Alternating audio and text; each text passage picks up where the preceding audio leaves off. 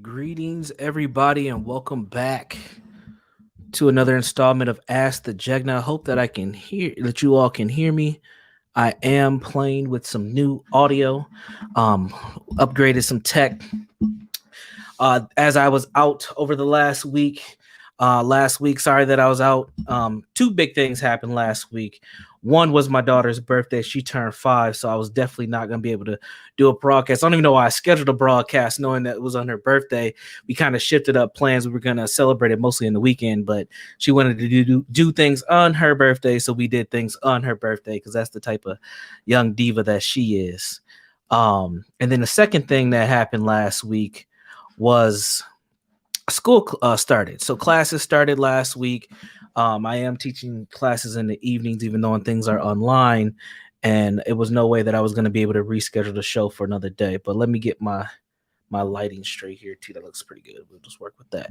So greetings, everybody. Welcome back to Ask the Jegna. What better day and way to kind of get things kicked off than Martin Luther King Jr. Day, right? Talking about the dream and beyond, and all the things that we've seen and heard over the last few months since the unfortunate murder and death of George Floyd.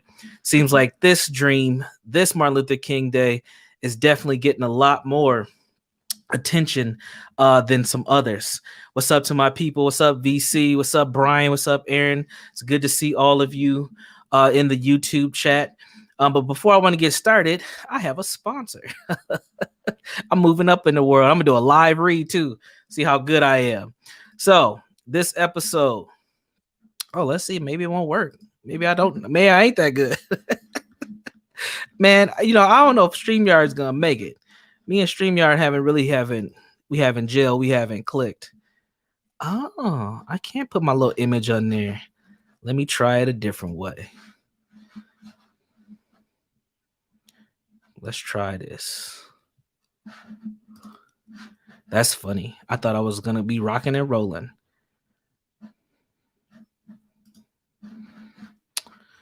Oh, man. I don't want to do that.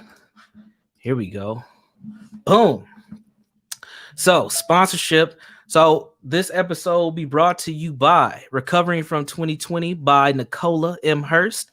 This is the 12-step model. So it's an ebook, the 12-step model of recovering from 2020. Now, 2020 has been a hard year for many people. There's been a lot of ups and downs. Unfortunately, 2020 has just been an extension of a lot of people's lives, the challenges that people go through. And what COVID-19 has done and everything else with 2020 has really unveiled a lot of the uncomfortable truths of our lives. A lot of people lost things, and a lot of people were grieving, and we're still in a state of grief that most people aren't even recognizing. We lost access. We lost the ability to choose. Some of us lost connections, lost opportunities. We've actually lost people that we care dear to our hearts. We lost a lot of things, and some of us are struggling to kind of make it through and to continue to move forward through that. So this is an ebook dedicated to those folks who are still dealing with the pain, who do need a little bit of assistance. And Nicola is one of my trusted comrades in this battle of healing our people. And Nicola has great perspective, and I highly encourage you to check out this ebook. I'm going to drop the link in the chat for you in a minute, but let me read the overview for the ebook. So, have you felt overwhelmed with many challenges and changes during the year of 2020 delivered to us thus far? So many people have lost loved ones, relationships, careers, and jobs, just to mention a few major changes and challenges. The world has had to wake up to a major paradigm shift, and it has left many trying to figure out how to navigate this great shift. Recovery from 2020 was written to help you take each step of recreating your life by using tools that are already in your mindset. The 12 steps of recovery have helped numerous people around the world with their personal struggles. Using this 12-step model, the recovery for 2020 is tailored to help you approach the shifts, changes, and losses of 2020. So it is an ebook of how to take the worst and find resiliency. Resiliency is something that you hear a lot, especially if you're in the self-help, self-care type of spaces and places. You'll hear this term resiliency. But one of the things that people don't realize in resiliency is many of the tools that are necessary for your resilience, you already possess. Many of the times we just don't recognize it because we don't have the best self-awareness. We can't unlock those gifts that we already have within us, those assets that we already have within us. And that's what Nicola is doing here in the ebook. So definitely check out the ebook. It is very affordable. It's only $10.95. So definitely check that out. I'm gonna go ahead and drop the link for folks to get that, and then I'll probably drop the link again later on in the broadcast. I see some people giving me some feedback, letting me know that they can hear me. Much appreciated. Thank you for that. I'll also be dropping the link soon for folks to join me, and we can have a conversation as we go throughout today. So there is the link to Nicola's ebook. So definitely check that out. You know, we're always looking for constructive things for people as we move through life and as we continue to grow and move forward. We need different tools. We need different things. So if you have something that you would like me to promote, definitely hit me up. You can go ahead and inbox me or send me an email, brandon@jegna.org, and I'll definitely shout you out. If you have merch, you want me to represent your merch, throw a hoodie on, throw a sweater on, throw a t-shirt on, feel free to send me an email. We can get you connected and I can sponsor your merch. Drop a link in the show. I have no problems at all doing that for people. So a lot of folks connected with a lot of different people who are doing a lot of cool things. I want to make sure that I use my platform, even though it ain't the biggest platform, to highlight folks and get things out there. We need as many tools as possible for our healing. So with that being stated, let's talk a little bit about Dr. Martin Luther King Jr. You know, as many people have reflected on today, what King's dream means to them, what King's legacy means to them. You know, I too have to reflect on this, and I too often have to speak and talk about things. I'm one of those folks that they call to talk about things when it comes to King. And in the spaces that I frequent, where I feed my soul, my knowledge base, King has a very interesting perspective. Some people don't like King, especially in a lot of pro-Black spaces. People don't like King. They think that he was a liar. They don't like the nonviolence aspect of King. They talk about, you know, the duality of the man, him and his affairs. Apparently he was accused of rape. They talk about all those things when it comes to King. But we don't really just appreciate the man for what he did and the fortitude that it took for him to even be out there to doing the things that he has done. And the unfortunate part is King gets a lot of attention because he has a message that can be molded and soothed in a way that makes people feel good. But there's been plenty of other folks who've done more than King has done, believe it or not, that don't get the attention. You know, I think of like Fannie Lou Hamer, and I'm not sitting here trying to compare, you know, our heroes to each other, but I want to highlight to you that there are folks that have done a lot of things that don't get the attention. Dr. Francis Cress Welsing, John Henry Clark. Most people have no idea who John Henry Clark is. Like these are monumental figures in our history that have done big things, but since many of us don't even know who those folks are, we can't expect the mainstream or other people to know either. But Dr. King had a message and I don't want to say a dream. He had a message and an approach that could be easily massaged and manipulated and interpreted in ways that can seem non-threatening. And I think that's why we get things like a King Day. But one of the things that I wanted to pose to the audience, to the folks checking out the broadcast is, what did King mean to y'all? What did King mean? Because to me, he was really just a man who was monumental. Don't get me wrong. But I think that the reason why we know who King is, there's a reason for that. And I think that he's a safe figure to put in front of us. A lot of people like to compare King to Malcolm X. And I think that that's a fair comparison because they were, you know, I don't want to say competing, but they were both, you know, running their grift, so to say, during the same time. Yeah, like religion does make people feel good. I think that's another reason why we're very comfortable with King, because he was a preacher, right? He came from that Christian standpoint, and that makes the nation feel good because there's a lot of things in the Christian Bible that, just like King, have duality, but we can always massage it in a way for it to be digestible to people. And I think that that's a useful tool for folks like King. But we have to be able to understand that, you know, King is important to all of us for various reasons, but I don't think it was just for the fact that he talked about judging people by the content of their character, because that is the favorite quote. If they pull out all the quotes from all the speeches and writings that King has done, that's the one that gets everybody the feel good. And it's funny to me because I really want to spend some time on this, judging people by the content of their character, not by the color of their skin, because that's a profound statement. But honestly, we think about this statement honestly, is the content of people's character. What does that mean? My daughter laughs in the background. I don't know if the mic picked that up, but that was like a perfect laugh. It was right on cue. But what does judging someone by the content of the character mean? Because people can show you different different faces in different spaces. I've been in situations like that all the time, and it's hard to judge people. But when they do that, you know exactly how to respond to those types of folks. You know exactly what to do to respond to those types of folks when they show you multiple different parts of themselves. But judging people by the content of the character, for me, as a person who thinks on this kind of cultural space, is judging someone by the content of their character. A lot of people's character is informed by their culture. And unfortunately, in this society where our culture is informed by race, it's almost like saying you can't judge somebody by the content of their character and the color of skin. It's kind of hard to not do both because we are so race focused in this nation. But that quote ends up getting utilized in a way that causes a lot of confusion, and it gives a pass to people of all colors, of all races. Let's just be straight with it. It gives a pass to people of all races to do things and to behave in ways and say, don't judge me by the content. Don't judge me by the color of my skin. Judge me by the content of my character.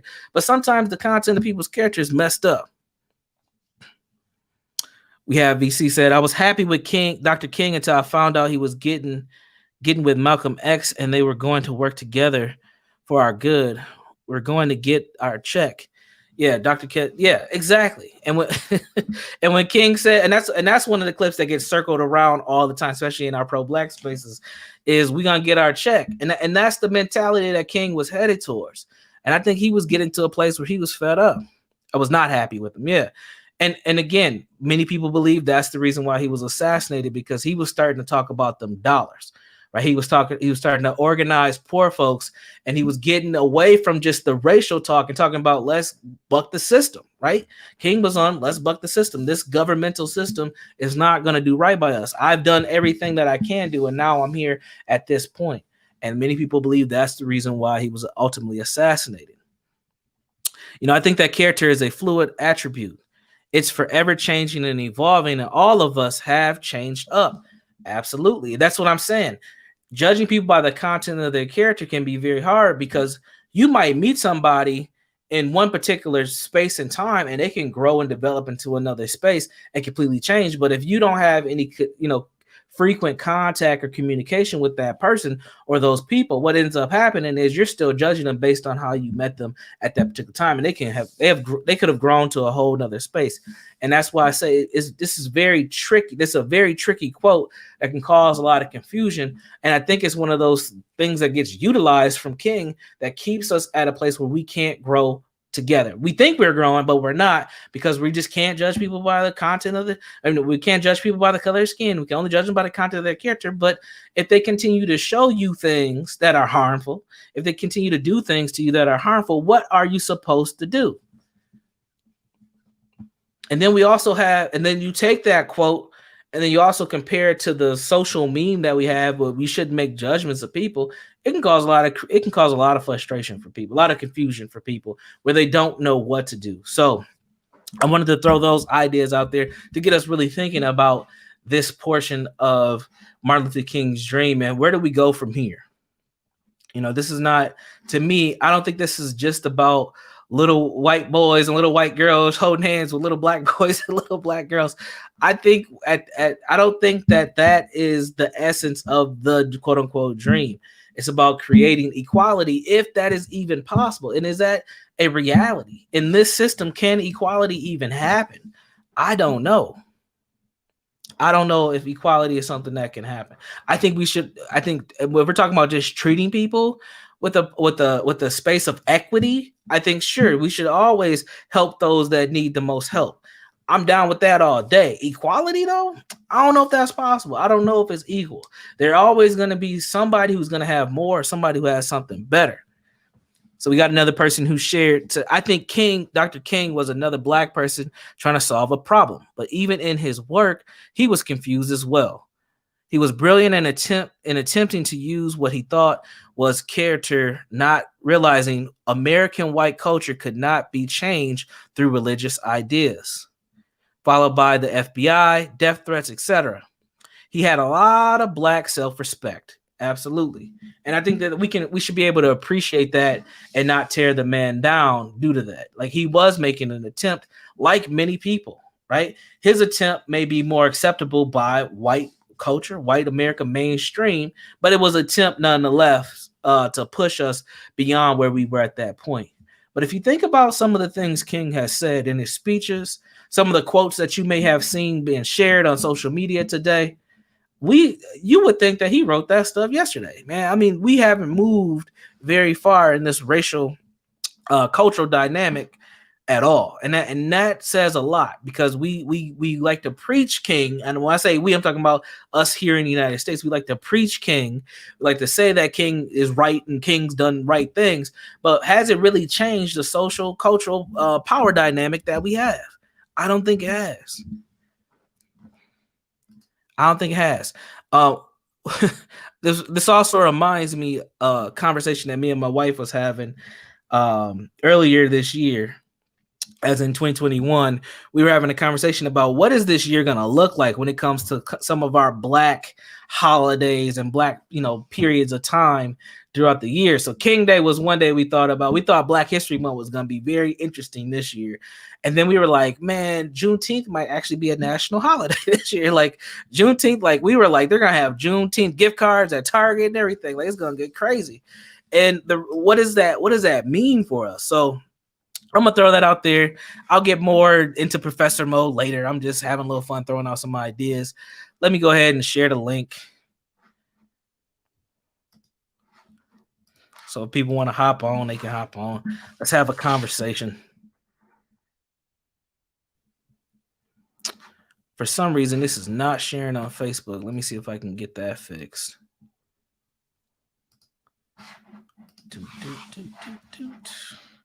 So I'm going to drop the link. Folks want to come share their thoughts on King. Folks want to come share their perspective on where we're at as a country. How people feeling about the inauguration that's going to happen later on this week. It's going to be an interesting week. We got all this military, all these military folks at the Capitol, man. It's a lot happening. It's a lot happening. So I dropped the link. So if people want to come on in, feel free to come on in. The link's good on YouTube. I don't know about Facebook. Trying to get that all figured out. But the one-man show. But yeah, honestly, we need to think about King's dream and moving forward. Over the past, for some people don't know. I'll get you in a second, Aaron. I see you. A lot of people don't know. Ask the Jegna is not something that started on Facebook. I know I'm getting a lot of Facebook traffic. Ask the Jegna has been going on since about July or June of 2020, and we started over on Philippe Matthews' channel.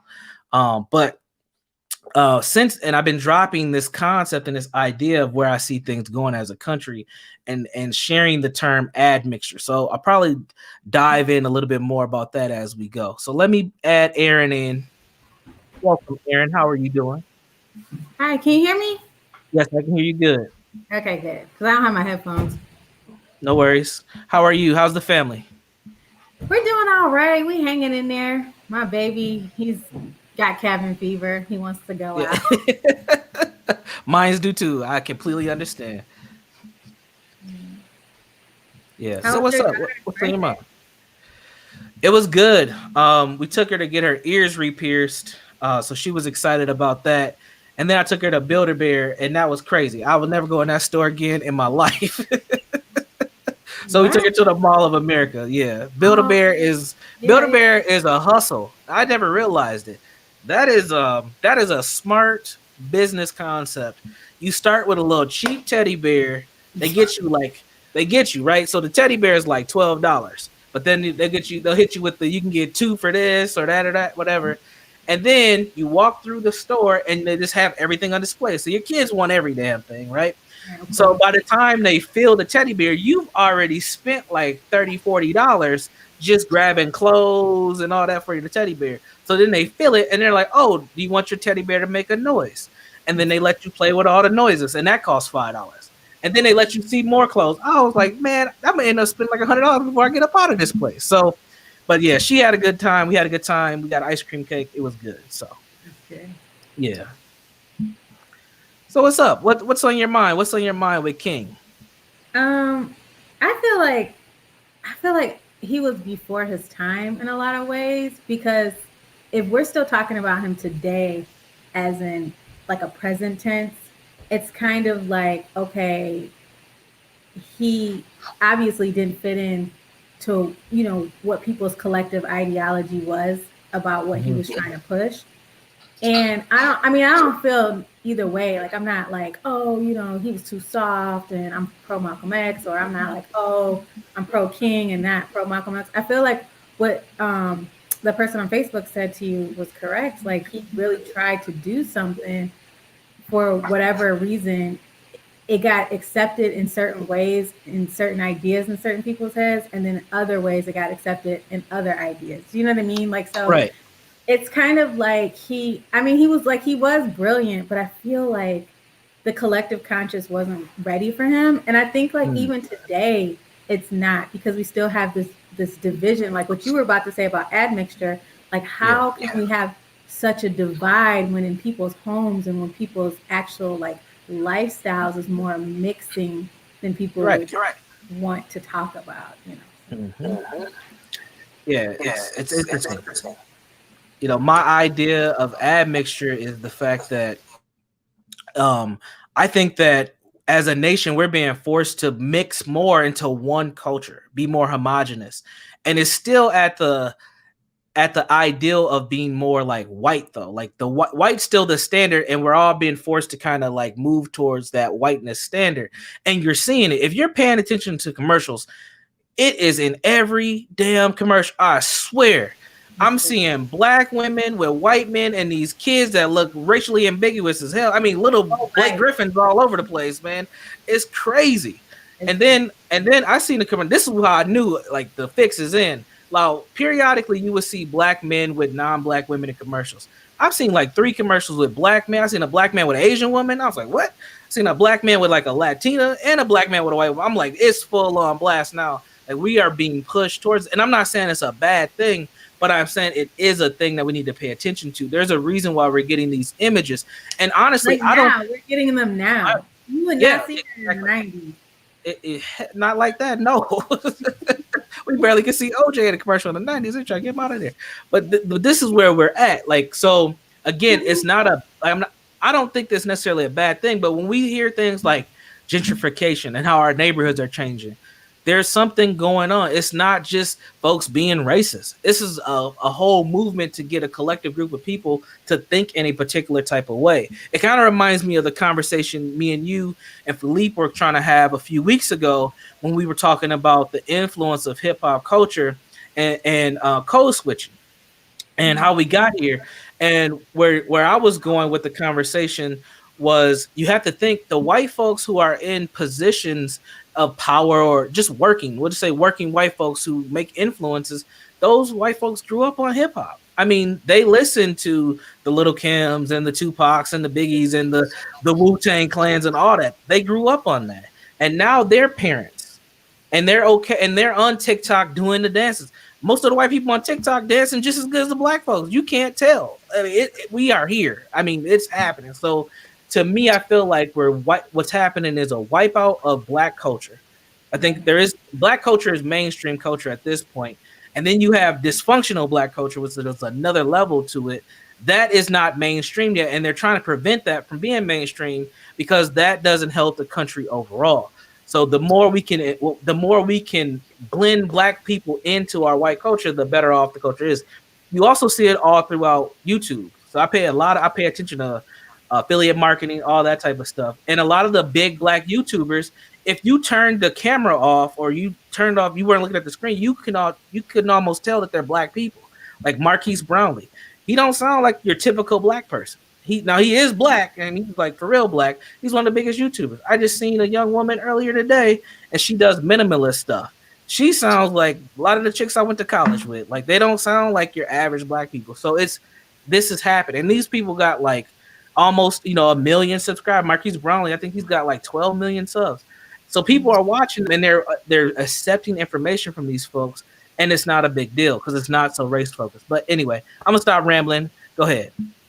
No, I think that it's just really interesting to me because not only are people like I went to Whole Foods, thinking I got a little extra money, gonna go there and get something.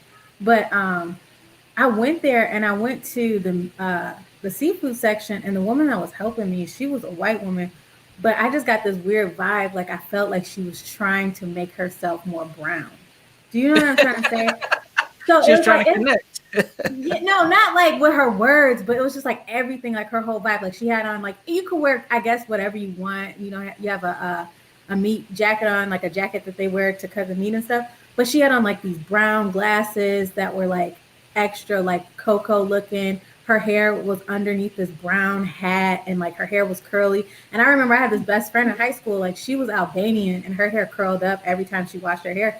And she used to like religiously straightening her hair every day. Like she was like, I'm like, why don't you just wear your hair like the way it is? And she's like, no, I gotta straighten my hair. I'm like, it's just like a half a curl. And she was like freaking out, like she could not be seen with her hair curly. But then this lady at Whole Foods, she like had her hair curly. She had a brown hat on, brown glasses, brown shirt. I'm like, damn, like, yo, you really trying to be brown? Like she had these tattoos, like mostly like trying to cover up her white skin. It was the most crazy stuff I ever seen because it was just like, what? Like before, I never really noticed. Like people really wanted to be white. Like who I went to school with, people were like extra ultra. Like, we live in the suburbs. We wear Paris Hilton fucking perfume. We got all these name brand stuff. But now everybody's being like, oh, I'm all about the environment and dirt and brown and like they're really.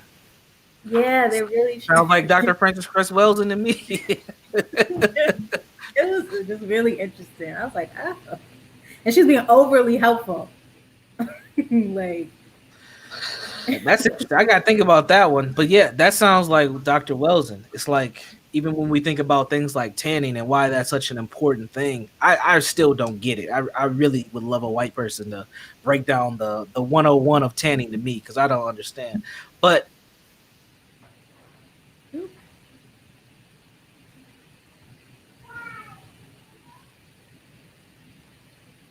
hello.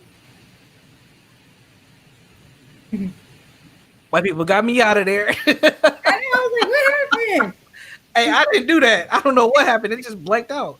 That's crazy. All right, better stop talking about Dr. Welsing. All right, I'm gonna pause you. I'm gonna put you back in the background. I'm gonna bring up Aaron, and then I'm gonna get Greg next. All right. Okay.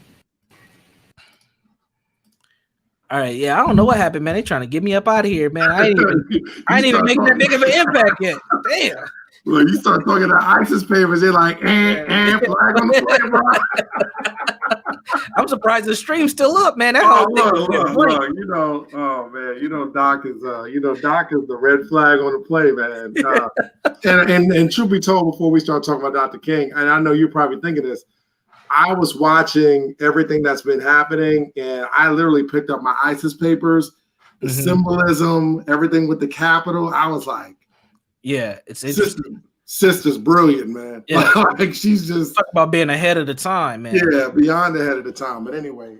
So a lot to talk about. So where'd you want to go? You want to go Dr. King, or you just want to? You can go wherever you like, man. I'm just here, just trying to feel the vibes of the people. Yeah. So I think and I appreciate shout out to Aaron. Definitely good to see her face. I think what you said everything. I was in the background like yelling, because you were saying everything I was saying. If anybody this weekend watched any of the football games or any of the basketball games, the first 5 minutes, Brandon, I called my girl. I said, baby, listen to what I'm saying. Every car, and it's the car commercials. Yes. It's the car commercials. It's the whole family in the car. It's the whole family. And there's a couple of them But it's the one I'm like, man, white male, black female, kids look like Patrick Mahomes. Exactly. Patrick Mahomes. And then you also notice it's a weird vibe, but I'm all going to get to Dr. King, but it's a weird vibe because in those commercials, you also have black victimization. We need to help all these people. We need to help these children. We need to provide opportunities for them. Then you saw white hands and black hands holding together. Then you saw advertisements for MLK Day. And so I think it's a conscious effort to try to promote that narrative of let's all just like I think it's just let's all get into bed, like Mr. Fuller says, and this problem will go away. When I think Dr. King, in some ways, people thought that's what he was promoting, but Dr. King, in my opinion, was kind of looking for the conscience of the white collective to change their mind on the Negro people. And what he did not realize until basically they assassinated him was that not only is that not going to happen, but if that happens, this entire thing that we call the United States of America will just fold, because that's the whole entire premise of the existence is anti-blackness. Right. You know, that's the whole entire premise. But I think for black people that we just really need to remember, the Montgomery boycott, in my opinion, was probably one of the most brilliant things that has ever happened in the history of this country, where you saw black people, and remember, Brandon, you're smart, disagreed. A lot of black people disagreed. They were like, man, we ain't getting on no daggone bus. I got to go to work. He was not popular. And by the end of that, they literally economically shut a city down. And his brilliance, man, I just think he was a brilliant guy. He's conflicted. He had, you know, he made poor choices, just like any other man did. But I just think that you got to kind of take it for what he is. Like, I'm codified. He was trying to solve a problem that nobody ever solved. Exactly. And typically, when black people are serious about trying to attempt to solve racism, they end up with his fate. Let's be honest. Right. Especially if they're making serious strides to it. I mean, one thing we have to pay a lot of attention to with King is that, remember, TV was just coming to form during there. He was one of the most popular people to have in front of a camera. And those messages were spreading across the world. That level of influence has a huge amount of power that makes people very dangerous. And I think they really learned from King to never allow a black voice to get that powerful.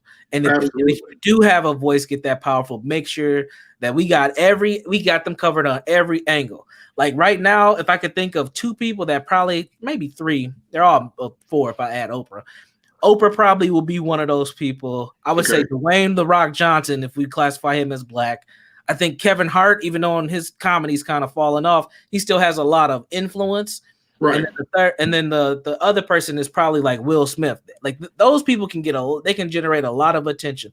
Some people may say LeBron and Jay-Z, but I don't think I think they're a little too radical for them to really have that level of focus and attention. But King, man, I mean, talk about the level of influence, it was there. And it wasn't just there for black folks. That's the thing. He had attention from all types of people.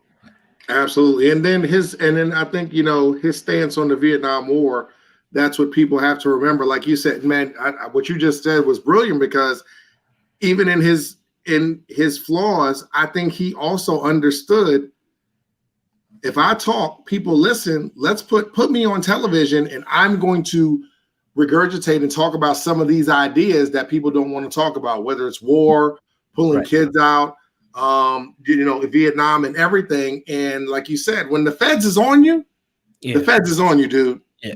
And I mean, and that's the one thing, like, they're not following him because he's not attempting to solve a problem. They're following him because they're like, not only does he have influence, but now, I mean, people have to remember the 60s. It wasn't just black people getting shot. They were Kent State. They were killing. They were just pulling out guns and just everything. And that was an attempt for him to just solve problems. And I think people just have to put it in the proper context. But the whole, I'm with King, he's a coon, he's this, he's that. Man, listen, not constructive. It's not constructive. And he got shot in the head. Right. Period. He was assassinated. He was assassinated by the government.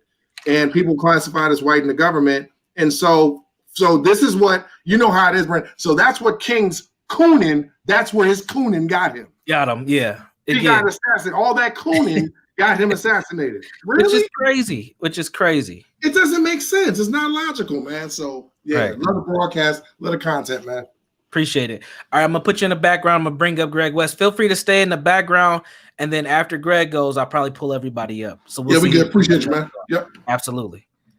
All right, we're gonna pull up Mr. West. Mr. West, are you in the hospital, sir? Yeah, man. Don't hit me with the through the wire, man. You trying to really be Mr. West, ain't you? Man. No, we gonna leave that fool out of, I don't even know why he got my last name. You know what I'm saying? You all right, brother? You ain't got COVID. What's going on? I had COVID back in December. So they don't think I caught it again. They think I might, had a flu, but it's been real bad since Friday. My temperature been up and down, all that crazy. So I just want to make sure I was safe. Yeah. Yeah. But yeah, a lot of points that you guys were saying was what I was going to say about King. He was cool as long as, he stayed with the civil rights thing. Just keep it with, let's just try to get civil rights. Say, okay. But when he got to talking about worldwide issues in Vietnam, when he got to talking about, the Poor People's Campaign and us start boycotting companies like Coca-Cola, you got to remember that United States is a corporate-based country. You know what I'm saying? They really make the policies where so when he got to talking about, we're not going to shop with you guys, and they knew that he had power to do that after the Montgomery County boycott, and when he got to talking about, we're not going to buy any more of your products, butternut bread, Coca-Cola, stuff like that, until you start putting money back into our communities and stuff like that. He had to go, you know what I'm saying? Yeah. And like Aaron was saying, in the 60s, they didn't care who they were killing, man. They were shooting, their own president, you know what I'm saying? You know what I'm saying? They shot their president. They shot their, what was Robert? The secretary. Kennedy? Yeah, he was the secretary or whatever, the secretary of state or whatever, they killed him. So, they didn't care, because we know this, they'll take collateral damage just so they stop anybody's movement, Power control. Right, so yeah, as long as he was, and what I appreciate about him is he showed us, if we wanted to really pay attention, organizational skills. Yeah. And, I think that, right now there's a paradigm shift going on where a lot of grassroots movements are coming back to those organizing skills, because that's what's going to make the difference in this, in a change in our community. It is that, man, and as long as we keep on pulling together, we'll be all right. As long as we don't try to go be heroes on Inauguration Day and save this country and everything. You gotta get shot this week. Don't be dumb this week. They out there ready. Right. We don't need no more Cypress addicts or whatever, you know what I'm saying, going out there be the first one killed during the revolution. Christmas addicts. Christmas addicts. Go get killed for a revolutionary war that doesn't even really care about us, Right. Yeah. Right. So yeah, that was my take on everything. And we just got to be careful right now because we got these radicals running around, man. And I think that it ain't controversial what I'm saying. I think we need to arm up and start really protecting our community because what's happened with that fool being in office and everything is that it's exposed to people that you've been working with for years who really had that belief system. So now I know who to watch a little bit closer. You know what I'm saying? Absolutely. Which reminds me, I need to plug a few license to carry preparation folks. So shout out to Strong Arm Protection LLC. That's my guy Richard, who does work here locally, getting people, they're getting people registered, getting people ready for firearm practice and all that good stuff. And then there's another one called Rights to Bear Arms too, locally here in the Twin Cities. So I'm a firm believer that we need to be practicing all our constitutional rights, all of them, and don't be afraid to do that. And you're right, we do need to have better organizational skills in many different areas, protecting ourselves financially, our families, our education of our children, pretty much the 9 areas of pupil activity when it comes to Mr. Neely Fuller Jr., entertainment, education, labor law, politics, religion, sex, and war. And economics, I miss economics. All those 9 areas, we need to be organizing better in a constructive manner. And I agree. And that's just where that, and war is in there. So being armed is definitely part of that. You have to protect yourself. And honestly, man, I'm not really too concerned about the militias, because I feel like the internal battles that we're going to end up having with just black folks is going to be, that's the first line of defense that we got to get through before militias are so spread, for the most part. They're so spread out and outside of the city limits. We got to deal with our folks just internally before we even get to that level. That's how crazy this stuff is for us. Right. And you know, one thing that, you know, I was on an interview today, they here in Dayton, that they asked me to talk about my political influence as far as, you know, what King meant to me. And one thing that I was talking about was like, you know, the organizations, and we do need to become more mindful. And one thing that we need to stop doing is being afraid to go back into those communities that, you know, are deemed unsafe and crazy and all of that, because those are going to be the ones, you know, I've said it before, those are going to be those foot soldiers if they get the right leaders. I mean, you know what I'm saying? They going, yeah, when you got a culture of people who feel like they don't have nothing to lose, and you know, but you know, Right. they, you know what I'm saying? They will be those ones that, you know, that we shun right now, the drug dealers, the thugs, all of that stuff. That will be the ones who will be those foot soldiers doing this. So I believe that, you know, the grassroots organizations need to go back into the community and do like, you know, like Stacey Abrams did, and you know, organize those people. And she did it for the vote, but we can reach in that segment of people for so much more, you know. Sure. They're willing. They really are willing. They just don't feel like they don't believe in it. Right. That's what I was about to say. They just don't. If you give them a reason to do it, they'll do it, because right now they feel like, why should I? You know, but they feel hopeless. Exactly. There it is. You said it. You said it before you said it.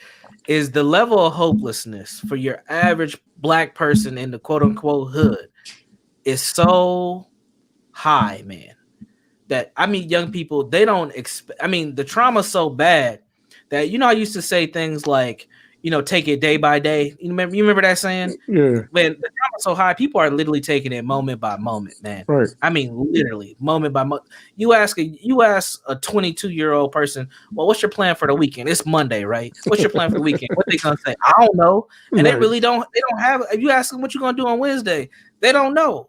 They are literally taking it moment by moment, and that's scary, man. When it gets to that level, that's the, from a clinical perspective. When I hear stuff like that, I'm thinking depression.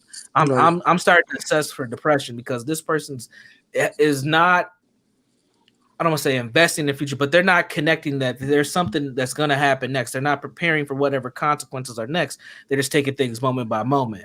And that's where a lot of black folks are, especially, like I said, younger black folks, 30 and under. That's where a lot of black folks are, unfortunately. So all that trauma, yeah. I'm gonna bring Aaron. I'm gonna leave you on this time because I didn't see nobody else hop on. I wanted to make sure I got everybody individually.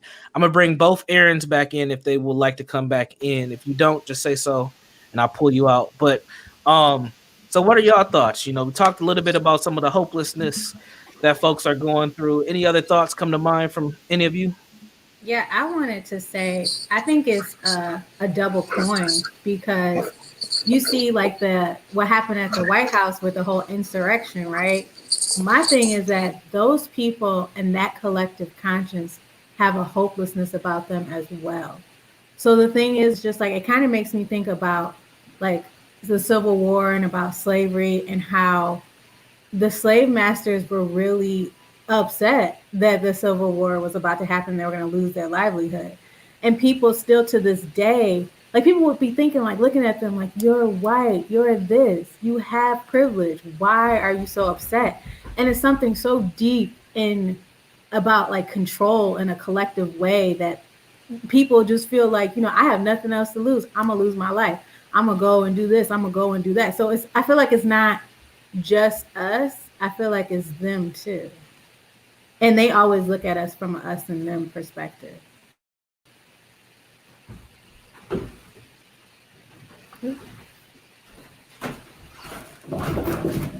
Anything we want to add, Aaron? Go ahead. Oh yeah. I think Aaron. I think she got telepathic like ability, because I was thinking the same exact thing. And but no, it's just, I actually had a chance. I talked to two people classified as white. One guy helps me with my financial stock picks. So if anybody ever wants some free game, I'll throw it out there. And I talked to another guy, and he told me specifically that there is a class of people that are white in this country that almost to the point they're uncontrollable. They don't listen to reason at all. And they have these theories in their brains. And what happens is that the problem is that the white collective, as a general, they don't want to associate with they act like they don't want to associate with these people, but they don't have the courage to stop them from doing anything. Which means, and I can't remember which one of our philosophers said it, but that means you're just statistically insignificant. If you don't want to do nothing, you don't want to do nothing. So it doesn't really matter. So everything that's happening in the Capitol, it's all fake outrage. I mean, I think from a historical perspective, what we all need to remember is that if you read about the Wilmington coup and you just take out Wilmington and you put in the Capitol, it's the exact same event with the exact same dialogue, with the exact same thing. Multiracial new government is popping into the United States of America. You got a woman classified as black that's about to be the vice president. You got all these Democratic Party now is basically associated, like Brandon is black. That's what people associate Democratic Party with. Democratic Party is black. So right. Yeah, I mean, that's essentially what it is. So it's a lot going on. And I think that the last thing I just wanted to say was that every time I look at Instagram, I see all these people on Instagram, and this is talking to the economics of who has this money? Where's all this money? Where's all this wealth? Where's all this success? Mm-hmm. I read an article, Brandon, and this is a different show, but this is what King was talking about. Like in 2053, black wealth will be zero. I read another article like 5 years ago that a single black mother in like Detroit had a net worth of like -$5. Yeah. Who has this money? All these people are flexing. Who has all of this money? We are in bad shape, but we do a really good job. As Mr. Fuller says, we are very serious about not being very serious.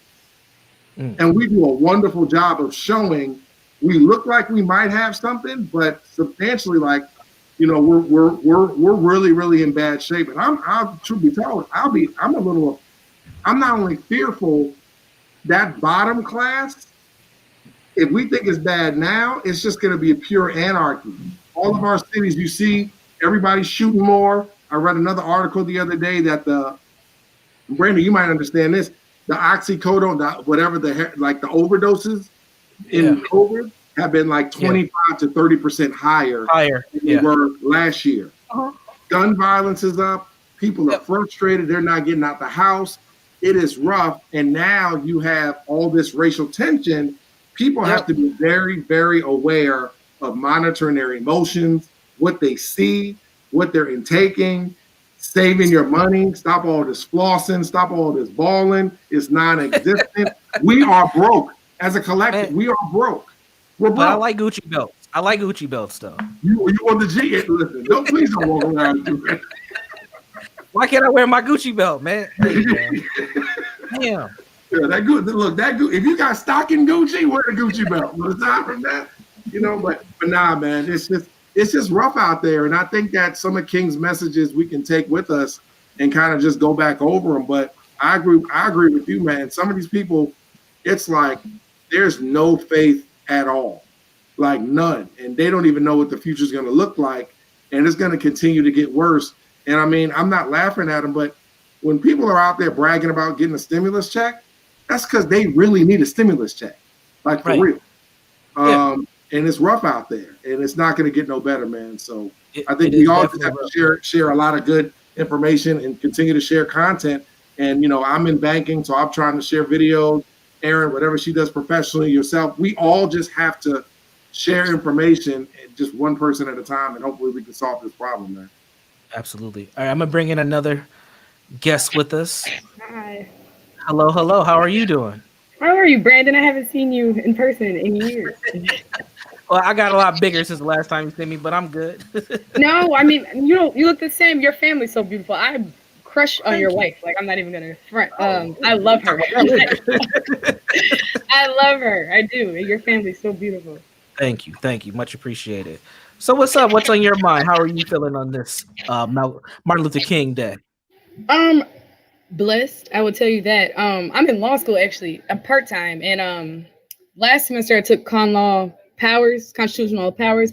This semester I'm taking con law liberties, and actually one of our professor sent us an assignment, and he had us read the Birmingham letter today. Okay. School starts tomorrow, but going back to what you said, I truly believe, because Dr. King, he went to the school for, what is that called? Theology. Theology, right? Yeah, and I went to Catholic school for like 9 years. I was a philosophy major at U.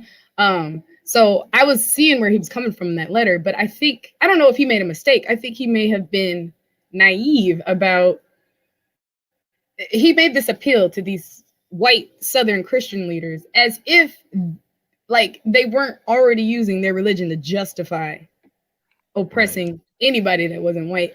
But I could see how that happened though, because I don't know. I feel like anybody who has a connection with God like that, because here you don't have that. It's like you see hearts, you want people to change and you believe that they are capable of that. But in the letter, when I was reading it, I was just like, bruh, it's not gonna happen. Like they're not about to do that. But the one thing that I really what made me chime in was the crime in the city. I follow this Twitter page. I'm not even on Twitter, but I just checked this page out, and I live in South Minneapolis. And when I tell you the amount of carjackings that happen like within just a mile of my home, and it's 16 to 17-year-old, sometimes it's black men, and then sometimes they even make it a point to identify them as Somali. But but it's crazy. And it's like there's a 72-year-old man got shot down on East I think it was East Frank or East Lake Street at a fireplace store this morning. I just feel like the city is going nuts, and it's only going to get worse. And it's definitely indicative of, I feel like idleness is a big thing. I used to work downtown, and there was always people that like panhandled, asked for stuff. And then, when the Super Bowl came, they cleaned all that mess up. They got everybody. They got everybody out. That was crazy. Everybody. It was crazy. I was working the convention center when that happened, and it was just, you couldn't even tell that a block and a half away there's a low income housing high rise. You wouldn't even know. And now it's like, honestly, Brandon, I don't feel safe leaving my house when it's dark. And the other thing I wanted to bring up, and I want to ask you all what you think about it, because you are, Aaron and Brandon, you are two black men who respectable, you do what you need to do. You're not out here harming people. But as a black woman, I find myself struggling with this narrative to like protect black men. And literally, like, I can name about 6 or 7 incidences in the past 3 months where, and it's funny, it's not black men my age. I'll be 33 this year. It's either very young. I would say actually it's usually older black men or very, very young. But I've been followed from stores. Like I had to pull out my knife and a taser, and the dude was still not backing down. Like I had to go back to the bodega I was at and call the police, and then have a friend come walk me home. And it's like that kind of stuff. That's one level. But like honestly, I'm not worried about these white folks when I leave my door. I'm worried about the men of color that I see taking advantage of people in the streets. And so I was at this training this weekend, and there was a lot of time spent on, dispelling the stereotypes and whatnot. And it was a black lady who was saying all this. And I was like, honestly, sis, I didn't used to have that apprehension when I seen black men. But now, because black men, not all of them, obviously, but individual black men have gone out of their way to try to victimize me in the streets. It's like, I'm looking at everybody sideways. Everybody.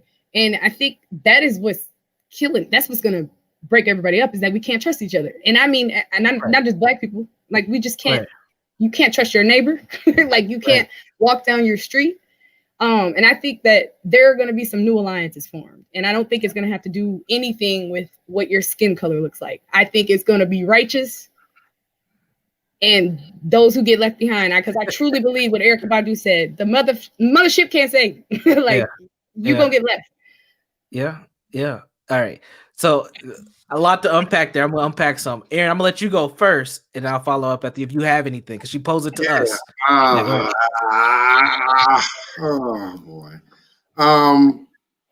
It's a sad reality, but I read a lot of Neely Fuller, and basically what you see, we're in a big concentration camp.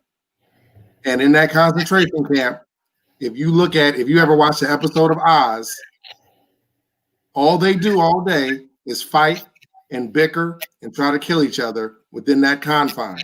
They have no hope. They have no plan. They have no destiny. They have nothing. And all you're seeing outside is those same gentlemen that are not in greater confinement just do it up on the street. And when you have no purpose, it doesn't matter what you look like. And that's the one thing that we need to remember, is that when you have no purpose, don't expect a black male to be out there like, oh, that's my sister. We get who we get. Stick-up kids have no conscience. It is what it is. But we want to have this moral confidence. It's like, dude, these are the most economically destroyed, underprivileged, they're the lowest of the low. But now, like the sister said, it makes a great point. We want to boost their confidence. How's the confidence being boosted?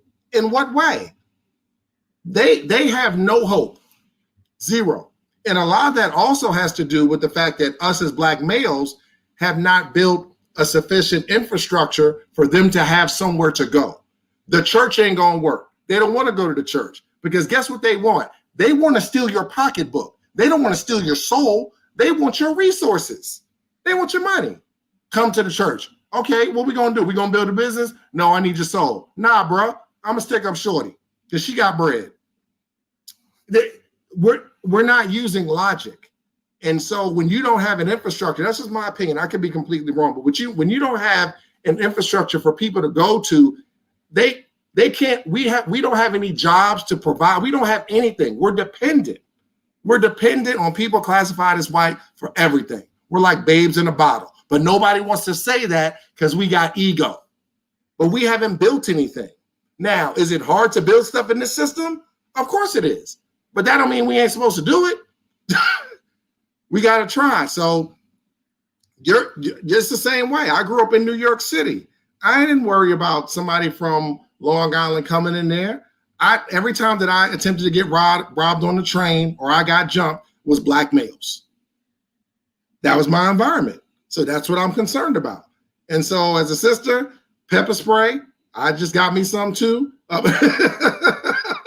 You know, that's funny, Brandon, you said that. Not to cut you off about I actually took a firearm permit thing. I have the application ready. I make the appointment, but I want to, if you could tell me that person's name again, because honestly, I don't want anything in my home that I'm not comfortable, like unloading, cleaning, all that. Like, you know? Yep. Absolutely. So it's Strong Arm Protection LLC. And it's ran by Richard Robinson. That's his last name. I'll DM you on Facebook, Andrew, get you the information too if you need it. But it's just Strong Arm LLC. And Brandon, he runs classes. I left the Facebook. I'm not on Facebook anymore because it just was. I've had that friend group since like 2000, since Facebook was a thing. There was a lot of people from my high school, and actually I'm a North Sider, and that's funny y'all brought up going back to the hood, because at this point you couldn't pay me. I remember getting ridiculed in high school and made fun of. And like I went through a period after college where I went through the worst time of my life. And it was some of the people that I went to high school that made it a point to make a mockery out of my pain on Facebook. And it was the network that I had at the U and the network that I had for being a Jackie Robinson scholar that stepped in. And it was heartbreaking to me. So like I struggle with that too, because I'm from the North Side and you couldn't pay me to move back there. My grandmother owns her house over there. My mom owns her house over there. And you couldn't pay me And you know, I can hit theater worth, but honestly, you couldn't pay me to go back and reach back and get anybody. Like I swear you can't. Right.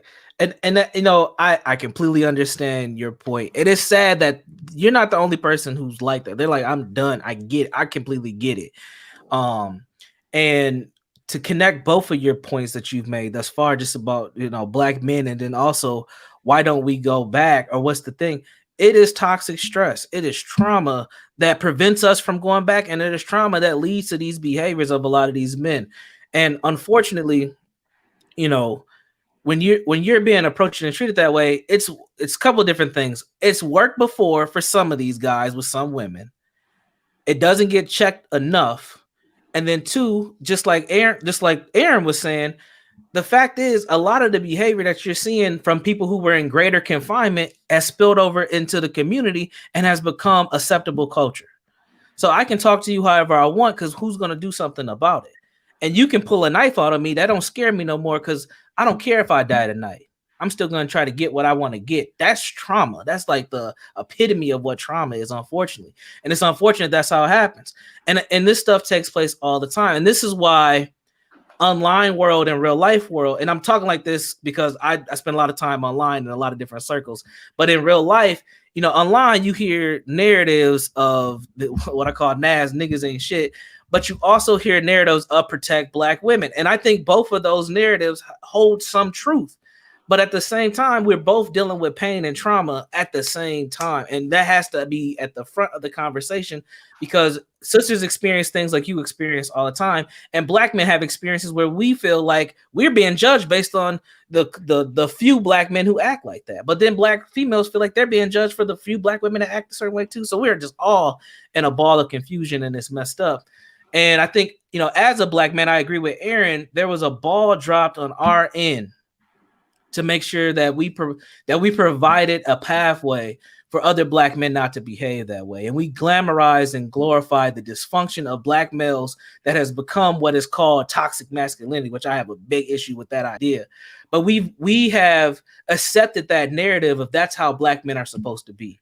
And that narrative has become destructive to our community, and it's become very destructive to our ability to form healthy relationships with black women, because they built on that narrative and accepted that narrative too, and said, well, to hell with it, we're going to do our own thing. And that's how we got the situation that we have today. So that's kind of my viewpoints on it. There's a lot deeper points there as well, but yeah. Any thoughts on that before I bring LeVar on? Aaron, the other Aaron, do you want to say anything as another black woman on the line? Yeah, I wanted to say that I think that I said it in the chat, but I just think that overall, like in this society, because we do live in the United States, that men just overall disrespect women. That they just do. I feel like our culture, we're bred and we're born into a culture that says that you can do certain things to women because they're the weaker sex, or they're the, you know, the lower sex, and all these different things. And it's unfortunate because I feel like it's just like you come from a woman, you know, your mama, and that doesn't matter to people anymore. People don't care about their mothers anymore. People don't care about their grandmothers anymore. And it's kind of like, you kind of think like, damn, is this karma? Like, why does this little boy don't care about me? Do you know what I'm saying? Why are these things happening? And, you know, these power over power under dynamics. So I just feel like overall, like our society needs to heal, because I mean, just now I was watching the movie upstairs, all white people. The white men were so disrespectful to the white women. I'm just like, damn, like, I mean, I get it, but it's just like, wow, like this is across the board. And it's just like, you know, even in the hotel community, everybody's like walking around saying, you know, oh, that's my queen and shit like that. But then they turn around doing some bull, like, you know what I'm saying? So I feel like people have to go deep with them. People have to realize that they're more than just, you know, trying to be a man and trying to be tough. Like they incorporate both feminine and masculine qualities in their lives. And there's nobody out there telling people this. People are just out here thinking they have to do these things, and they don't necessarily have to. The epigenetics is real though, because I'm currently no contact with my narcissist mother, and I cannot. There's so much deep secret hurt and pain that my grandmother has refused to take accountability for. And it trickled down into my mom. She refused to take accountability for it. And then I found myself in not only this narcissistic relationship with my mom, I'm codependent on her, but then my daughter will be 10 this year, but like her father, same thing. And even after I was able to kind of sort all that out, it's literally been these past 3 to 4 years where I finally been able to own up, you know, to what it is. And like, given what I know about my child's father's mom, I would hate women as well, you know? And I feel like it's just cyclical. It's like, you can't place the blame because it's a chain. And it's not just men, it's not just women, it's collectively generations of people just not owning up to their stuff. And I think it, like, I really had to break through from shame and guilt and really like love myself. And I honestly think that is major key here. Like, that is what is going to get the collective consciousness. And I just don't mean Black people. I mean, everybody, all these, you know, animals. Like, I feel like that is the collective consciousness we all need to be on, is like deep self-love, root work. Because the reason I'm no contact with my mom is not because I don't love her. It's not because I hate her. It's not because, you know, it's because this is toxic. You know, and I've dealt with my stuff. I'm dealing with my stuff. I have a daughter. And one of the things that really knocked me on my butt was, if I don't take accountability, I'm going to treat her the same way. Exactly. And she, like, I'm kind of slowly coming to the realization that both of my parents were narcissistic. And so I was like set up from jump. But I think there is a shift that's happening on a metaphysical level. And I feel like there's a reason why I'm here today. Like, Brandon, I've been meaning to like not even chime in, watch your stuff. Or it's like I had stuff going on or whatever. But I really do feel like there's a shift here. And like those that are righteous are linking up. Like, people are finding their soul family. And they're starting to figure this out. Like, oh, I can make a family. I don't have to accept the blood BS that I got, you know? This is the healing process. Unfortunately, it's gonna be quote unquote televised. It's digital, and for those of us who are having breakthroughs like you have breakthroughs, you're finding a community to help support that, a network, and that's vital. That's very important. You know, you said something I don't think you realized that you said. You realized what was going on between not just you and your mom, but a generation even prior that led to her behavior and how she parents you. Most people don't have that level of awareness for themselves or their family, and that's why they stay stuck and they end up blaming themselves for every damn thing.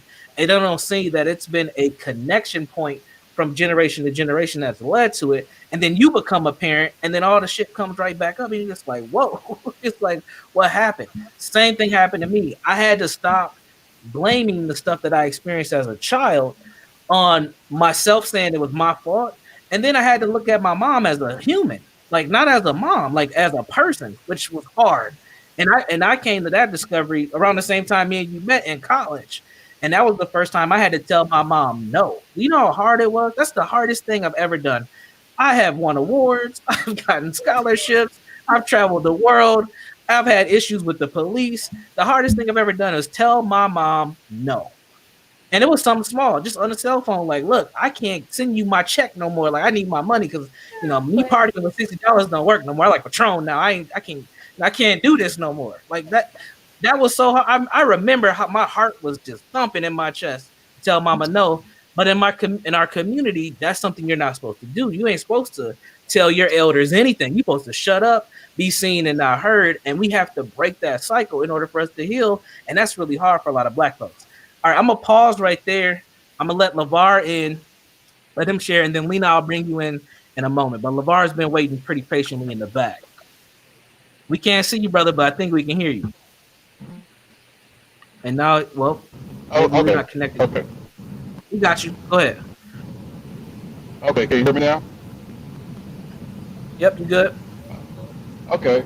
I just want to jump on. I just think it's beautiful, you know, the time that people are connected with. And the healing process, the healing process, and the people that we have to stay away from in order for us to elevate. I just see a definite change, within the next 10 to 20 years, within our generation, the generation behind us. It's going to be a lot of great things, and a lot of people in high places. And just to see it all around the world within my circle, I think it's a beautiful thing. First of all, and it's more deeper than when other people would see. Because one thing I noticed when I talk to other brothers and sisters, there is a lot of trauma that's going on with people dealing with. We're losing you, LeVar. You're breaking up, man. By the time they say, man, it's not people who's doing the dirt, who's doing. All right, I'm gonna mute him. Nope, I can't even mute his whole thing to disconnect. LeVar, we lost you, bro. I'm gonna have you bounce out and then come back in. I'm gonna add Lena to the stream while we wait for Lamar to come back. Let me know when you're ready, Lena. Hey, how are you doing? Can you hear me? Not that well. If you can turn up your mic a little bit, that'd be helpful. How about now? Yep, that's better. Okay.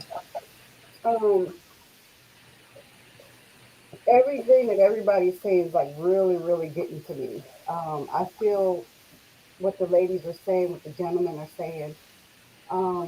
Everybody's going to come together because I'm talking to people in Africa, all over Russia, all over, and we feel the same way, young and older.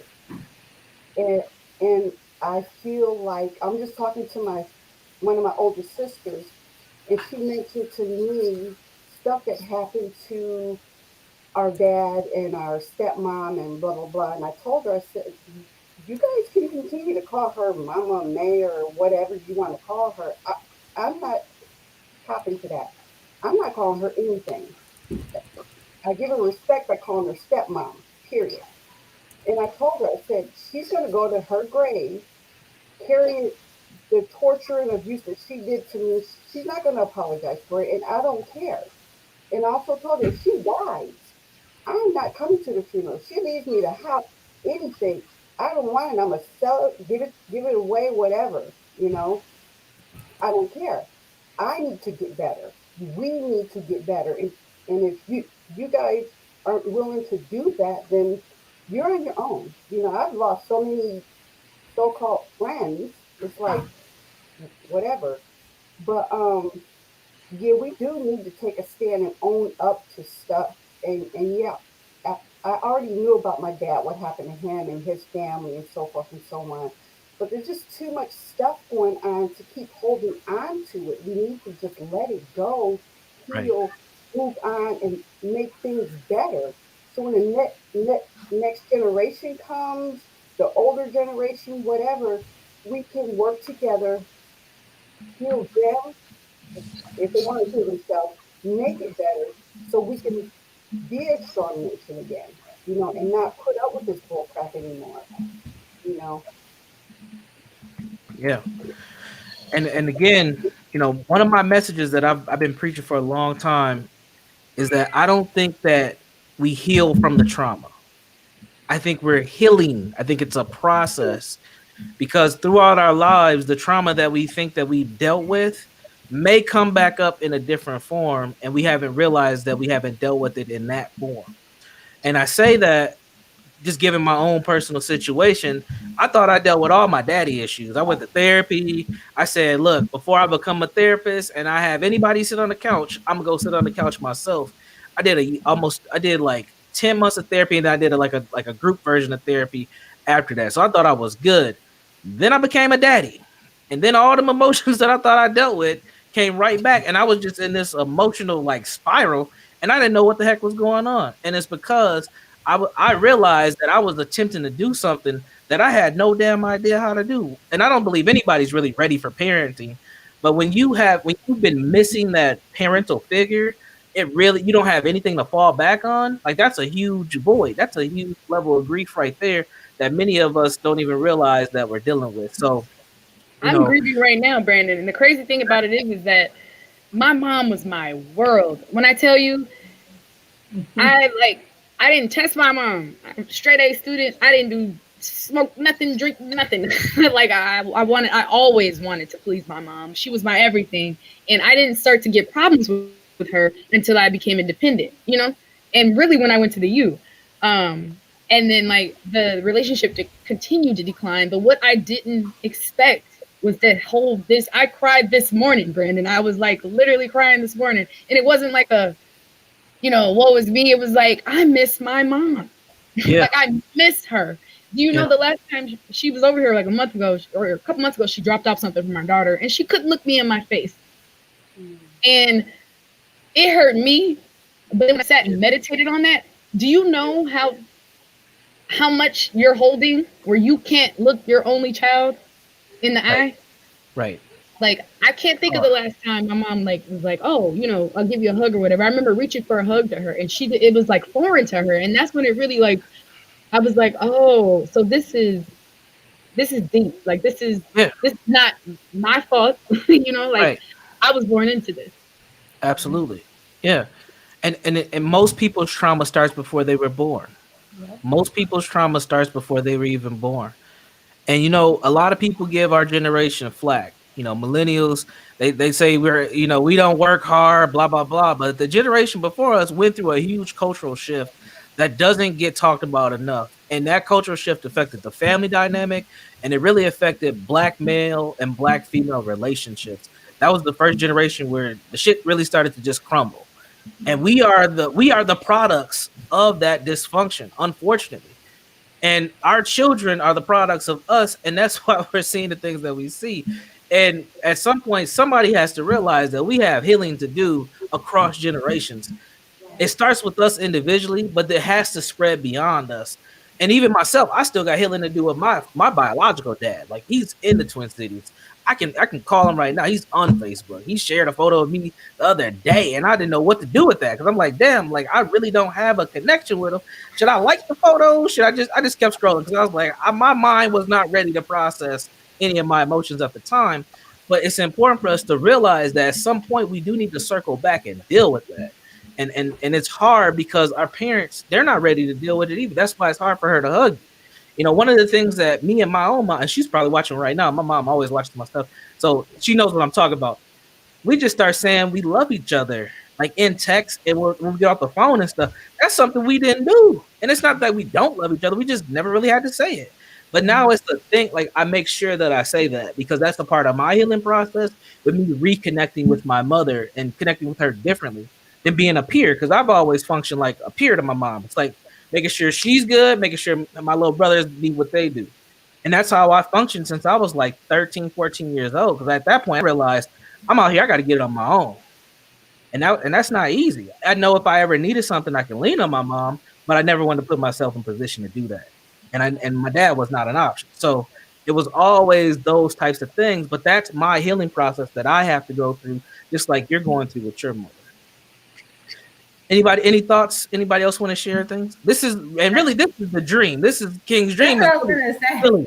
Go ahead, That's Aaron. what I was gonna say. I was gonna be like, before we can deal with the collective, we need to go ahead and deal with our personal, so it can be, healed within our own home. So then people can go out into the community and really start to put it into the consciousness. Because I just think that like you guys' stories are so similar to mine. It's just crazy. And I just feel like, damn, and I'm into, metaphysics and stuff. So I'm like, I chose to come back at this time to get this person. Like, why did I choose her? What lesson am I trying to learn so I can evolve? And I really do believe that it's about healing and it's about forgiving. Like, and it's very difficult when the person is in front of you. It's so difficult. It is because when it's difficult when they pass away, but it's just a different type of healing process all in itself. Because yes, you don't hear that person anymore. You miss them. You don't hear their voice. Their presence is gone. But then you kind of have these memories, or you kind of, when they say when people die, you find out the most about them. Like when my mother died, like when I cleaned out her room and I found her diary, I was just like, she said so many wonderful things about me. And I was just like, yeah, who's this person? Who is this person? Because this is not somebody that she showed me to be in her life. And even the people she spoke to that wasn't me, she was just always like, my daughter's so strong, I'm so proud of her. And it's just like when she was at her funeral and people were telling me this, I'm just like, was she preparing me for something? Because it just felt like I was getting catfished or something. Like, are you serious? Like, what? Yeah. And I just think that she had a lot of pain that she wasn't, like what you said, she wasn't ready to get through for herself. And I noticed some of that too, you know, creeper people in the family, you know, a little abuse here, a little abuse there, and stuff was coming out at the funeral. And I was just like, wow, like I can't even carry this anymore because she's gone. I ain't getting my apologies. You know what I mean? So I gotta just kind of move on. And I didn't even want to have children because she was around me. When she died, it was like 3 years later I had my son. But if she was still around, I would have been like, nah, I can't do it. But I feel like at the same time, it was kind of a full circle thing because before he was even born, she came to me in a dream and told me who he was. So it was kind of like this thing that we're connected. And it's like, I feel like it's just being here. It's just pain. If we're born into this world, we're going to experience pain. That's just what it is. It shouldn't be like that. We shouldn't have to experience. Adversity and pain are two different things. I think adversity is inevitable. I don't think you can avoid adversity. You're going to have times where you're down, times where you're up. But pain should not be a necessity. I don't believe so. I think we should try to avoid. I think you will have some pain, but yeah, Black folks, man, we get some of the worst damn pain you can imagine, and some of us don't recover from it. So tell me what you think about this quote then, Brandon. Yes. I was watching this podcast, and this Black man was being very transparent about like his experience, his upbringing, and like his journey in manhood and fatherhood. And the quote was, "Your trauma is a prerequisite for your purpose." And I was like, that's a very romantic way to look at it. But what do you guys think about it? Your trauma is a prerequisite for your purpose. I think that that's true if you have trauma. I mean, I think that's partially true if you have trauma. I also think that people have more than one purpose. I don't believe in one sole purpose. My purpose as a husband is very different than my purpose as a content creator, as someone who's trying to help people heal online. So, but I do think that I think that quote is true, but there's other pieces to it. My trauma definitely has led me to the work that I do. When I was at the U with you, I was originally going to school to be a dentist. Now I almost flunked out because I was lying, telling everybody I was on the football team and I was doing my thing. But really what was the point for me was I was not studying the way that I thought it was. I was smart enough to get in school, but learning at the U, and you know this, at the U, it's a whole different ball game than going to a Minneapolis public school or something of that nature. It's different. And for me, I found my purpose in a class that I was doing well in because it was a class called People and Problems, and I knew a bunch of people, a bunch of problems, and it came natural to me. Sociology was just easy. I was in there killing it. And next thing you know, I realized, people actually are coming to me to ask me questions about stuff.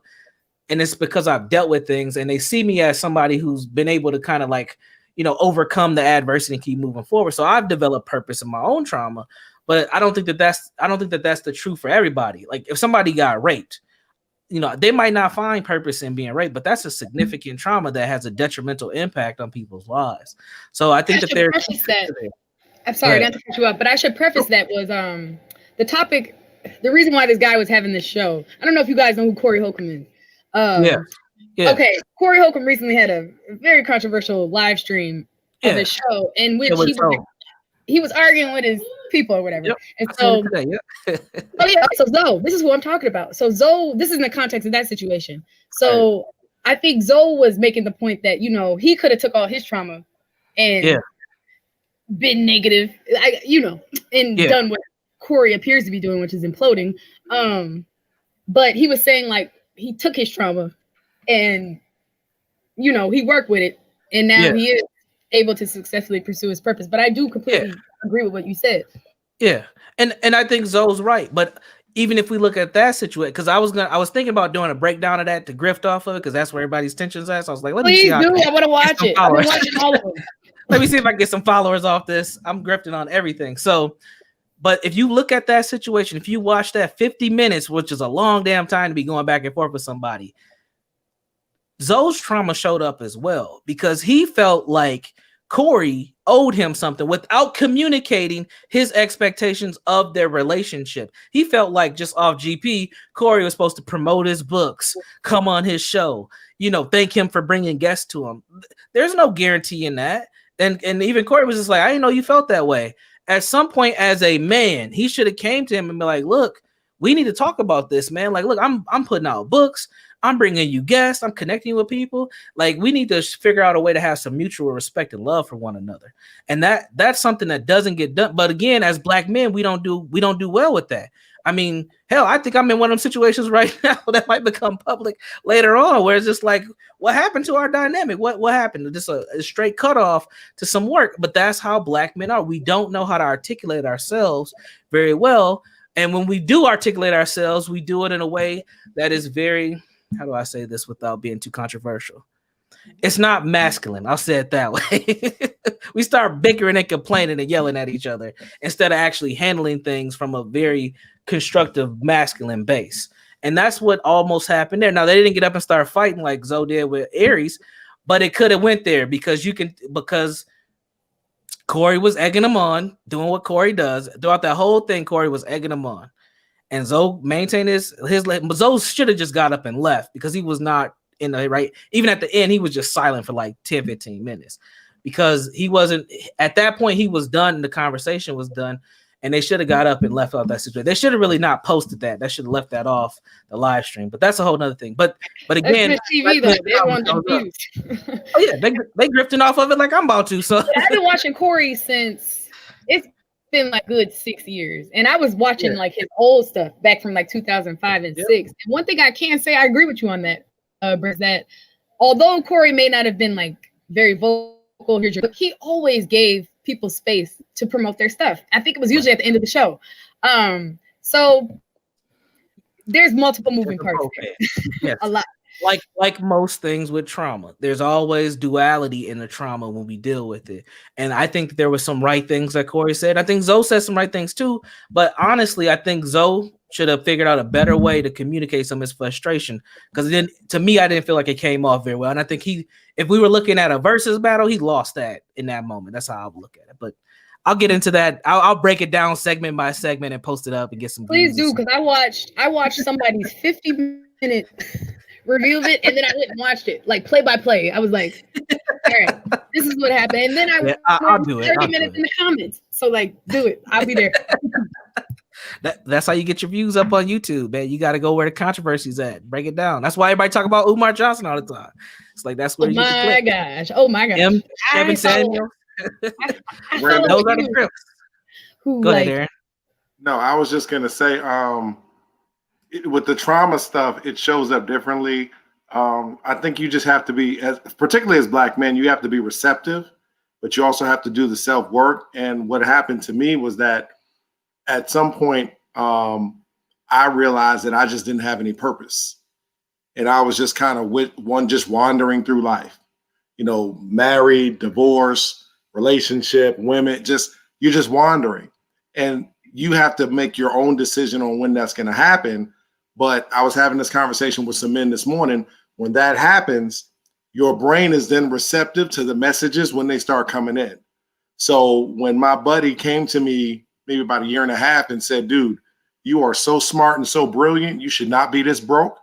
If I would have heard that 10 years ago, it wouldn't have mattered. But when my brain was ready to hear it now, everything changed, and I literally changed my life in like 6 months. I then took that experience and I can help other men, because I had a situation with another gentleman, he was disrespecting his wife on a public business platform. And I was able to tell him, I don't care what's going on. You don't disrespect your spouse in front of other men, because you're giving liberty for other men to speak to her any kind of way. He's going through trauma because he's not used to Black men checking him. Right. He's used to Black men saying, that's what we do. Yeah. He's not used to Black men saying, this is not what we do. And if that's what you're going to do, I'm not even going to be associated with him. Because sometimes we play in the middle, but some of the stuff we can't play in the middle. It's got to be a yay or a nay. And particularly because if we don't, it damages our children. Right. It damages the women we love. It damages our communities. because we're not being proper representatives. And honestly, as men, for Black women, we have to be better, because what have we given them to want to just continue to run to us? They're the most loyal group of women in the world. For what reason, I have no idea. But they're loyal. But we need to give them better reasons to do so. And so, but the healing process just comes individually, and most men have so much ego. And I agree with what Aaron said. We're just always taught to dismiss and disrespect female energy, that when it comes, we don't know what to do with it. And truth be told, I'm not saying anything about Kevin, but you and I have talked about this. Yeah. All that high value stuff, we're not qualified for any of that. We have too much trauma. We have too much. Broken people should not be telling broken people how to have relationships. When are we going to be real about that? Oh, I'm broken, but yeah, come on, man. Like, we're broken, but I'm qualified to deserve something? No, how about I become the best version of myself, and then I can come and show my sons, number one. That's my first priority. My nieces, my nephews, everyone else around me, the men I work with, that I'm a good example of a constructive Black male that can build something. And then maybe I might have a little authority, but not just because I wear a nice outfit. Like, we got to really be honest about what we're saying.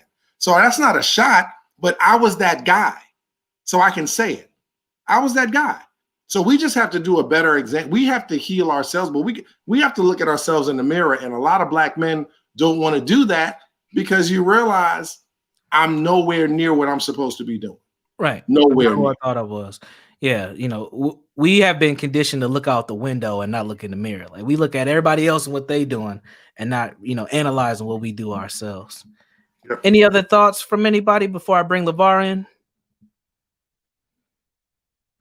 Nope, I think we good. All right, I'm gonna bring you in, LeVar. Let's see if you got better connection this time. Can you hear us?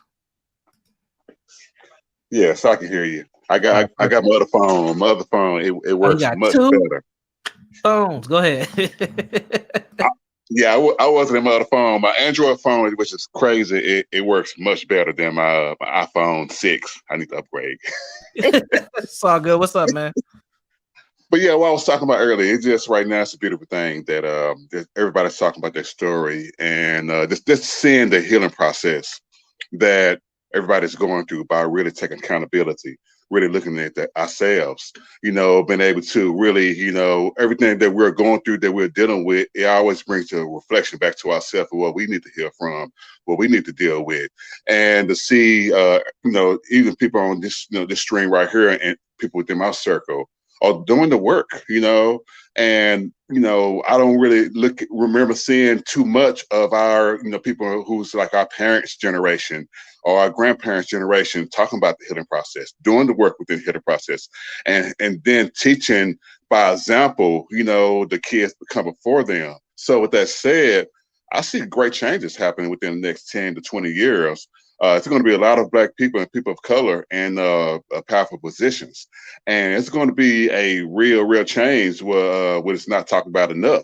So I think it's a beautiful thing that people are really, like I said, really doing the work on the healing process, because I can relate to the story of the sister who was talking about her mother, and it's the story when we were talking about your mother, on how it was so hard to say no, but it was necessary. I did a segment on that on my healing process when it comes to the men's talk, the powerful, how powerful no is. And I think that is something we have to practice on, not only just to kind of protect ourselves, but to give ourselves healing at the same time. Because when we can say no, it allows us to say yes into our flesh, into the higher self, to be able to get a connection. So I think that is very, very important for us to walk in our power, walk in our truth, and don't apologize about it, and being okay with being honest with people, regardless of how they might feel about it. Because one thing I'm learning is how other people feel about it is not my problem. And I'm learning to look at that from a different perspective, as how somebody say, hey man, I don't like what you said, which I don't really deal with that much. But when I do, I'm learning to separate the two. And I think that is important for us not to get caught up in what everybody else project us to be or want us to be according to their feelings. I think feelings It's all about education. Once you get educated to and get more of, it's one thing to get the understanding, but get an overstanding, your feelings are going to change. The more you get enlightened, and the more enlightened you get, the more you can get more control of your feelings and be able to deal with things internally versus on the surface. So I had a lot to speak on that because I've learned a lot. It's within my circle, and what you have addressed, things that you talked about, Philippe Matthews and so many other brothers who are saying the work. Nothing is wrong with us. Something happens to us, and to fix that, what happened to us, and to go on and move into our power, into who we truly are, into our purposes. I like when you said we have more than one purpose, because I agree with that as well. We have so many different assignments, so many different purposes, that it's nothing that can really hold us back. But I think sometimes we get caught up into being a master of, trying to be a master of all of them versus trying to be a master of each one. And I struggle with that, consistently. But I'm learning to consistently walk in my power and, be the example, be the change that, my family seek, and what I seek within them as well. So yes, sir. Absolutely. Shout out your group. I put your email up for people to see. Let us know about the healing groups that you're doing on Wednesdays. And yes, and we actually came up with a name, and I just think it's powerful. I work with two other brothers, and it was just perfect, So the name, it was new. It's called Manifestation of Healing of the Masculine. I probably paraphrase, but I think that is something. It was powerful because we talk about manifesting, money. We talk about manifesting cars, jobs, but manifesting the healing I think is on a whole nother level, and that is everything else will come after that so easily when you're able to manifest that healing and walk in your power and not allowing other people to control you. You're in control of your destiny, and everything else is going to fall in place. And I mean, I'm definitely with that. Even with that, just trying to get in connection to marry our higher self, so where we can move, and the intuition can guide us perfectly in the ways we need to be moved. Yes, my group, the manifestation, of the masculine healing, because right now it's specifically geared for men, because not enough men have healing spaces, safe places to speak about their trauma, their issues, and get different perspectives from other brothers from all walks of life. Because what I do within my group, it's not only just for the conscious. I invite Christians, I invite Muslims, I invite, all type of, people in all type of walks of life, because one thing I noticed is we have more in common than we have apart. And I think that so many people focus on what group am I in, what circle I'm in. But outside of like your religious views, outside of your walk of life, your education, we all, we're trying to get stronger within ourselves. We're trying to get stronger within our household, our wives, our girlfriends. We're trying to, figure ourselves out. We're trying to figure out our lineage, where it come from, from our parents, the trauma they deal with. We're trying to reverse it. We're trying to build businesses. We understand, we know that business structure. We understand that we're trying to get more better within that. We're trying to learn to, trust each other more, no matter who you are, but I think it's a big thing that we all know. It's a divide and conquer mechanism that's going on, that's divide all of us that's been doing it for so long. But I always say one of my destinies is to tear that down and bring us more closer together than tear us apart. And it's been interesting. I've been getting a lot of Christian brothers that come on, but when they hear us talking, like, man, what is this guy talking about? Man, are you what it say? Another brother asked me, was my other brother, was he an atheist? I said, no, he's not an atheist. You know what I mean? What is he talking about? He was kind of lost, but I had to bring him in to kind of educate him on, we got a lot of brothers with a different walk of life, a different belief, but that we can put that to the side. You know what I mean? Because I can understand why they say don't bring the religions into the workplace. Don't bring politics into the workplace, because it brings a lot of confusion. And I can get that. And let's put the confusion aside and talk about a thing that makes sense. That's logical. You know what I mean? That's plain. You know what I mean? And we deal with every single day. So I think it's powerful. So like I said, I'll just share, you know, you can always inbox me on helping my little brother at gmail.com. My Facebook page is LeVar Abatala Watson. You can find me on there. You can inbox me. I'm in a lot of different groups on there. And I put my phone number out there earlier. You know, it's the 469-951-2573. So I'm looking to hook up with many other brothers who are doing great work, and we all can do things to help put this thing back into alignment for us as guys, us as goddesses. You know what I mean?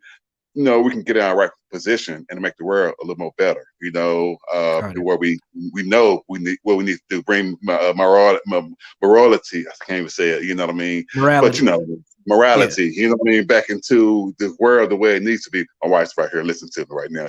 Correcting me. You better not say the wrong thing, man. But I appreciate you sharing. You know, and people definitely, if you have men or boys that need some assistance, check out helping my little brother at gmail.com. Doing great work, connecting and creating a healing space for men.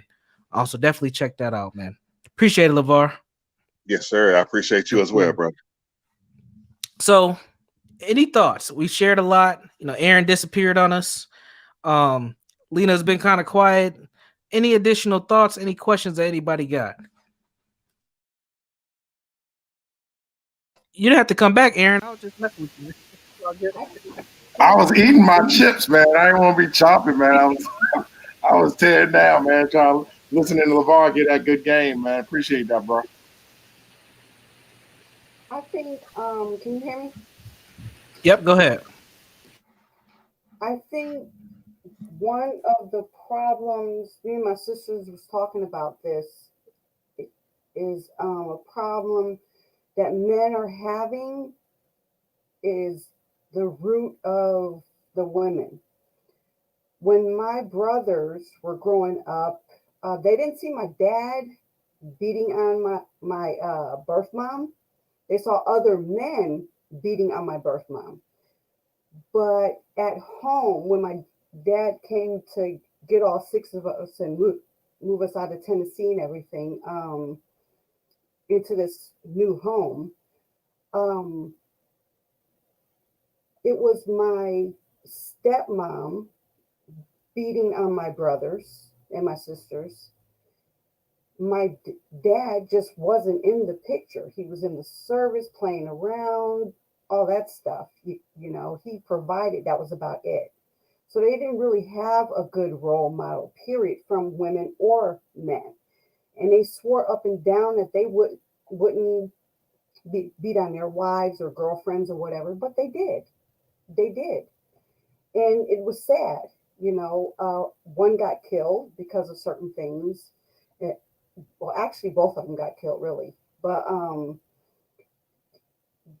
me running away from home and coming out into the world or what have you, it was different because I helped a lot of women, a lot of kids, family, everything. And I try to tell the women especially, there's a little boy I was taking care of named Jackson, and he loves animals. So they went to the beach, and I try to tell her, talk to your kids. Don't yell at them. Don't call them names. Love them. Okay. Jackson went up to this dog, wasn't on a leash. He got mauled. They had to fly him to plastic surgery and all that. Almost a week went by. When he woke up, he didn't ask for his mom or his dad or his grandma. He asked for me because I loved him. I talked to him. When he did something wrong, I didn't call him bees or you act like your daddy or none of that stuff. I said, hey, it's okay that you did that, but let's make it better. Don't do it again. Okay. So we need to talk to our kids, not yell at them, work with them. But the thing too is, like, we're all doing healing ourselves to get better. Before we yell at our kids or whoop them or however we discipline them, think about it. Did this happen to me? Am I doing the same thing to my kids and make it better, so that when they do grow up, they can remember that and they won't do it to their kids, hopefully. Okay. So I think men and women growing up, they just do what's done to them over and over and over, but no one talks to them. I was with families, and the grandmothers living in the home still didn't correct the problem. It still happened. You know, they didn't talk to their daughters.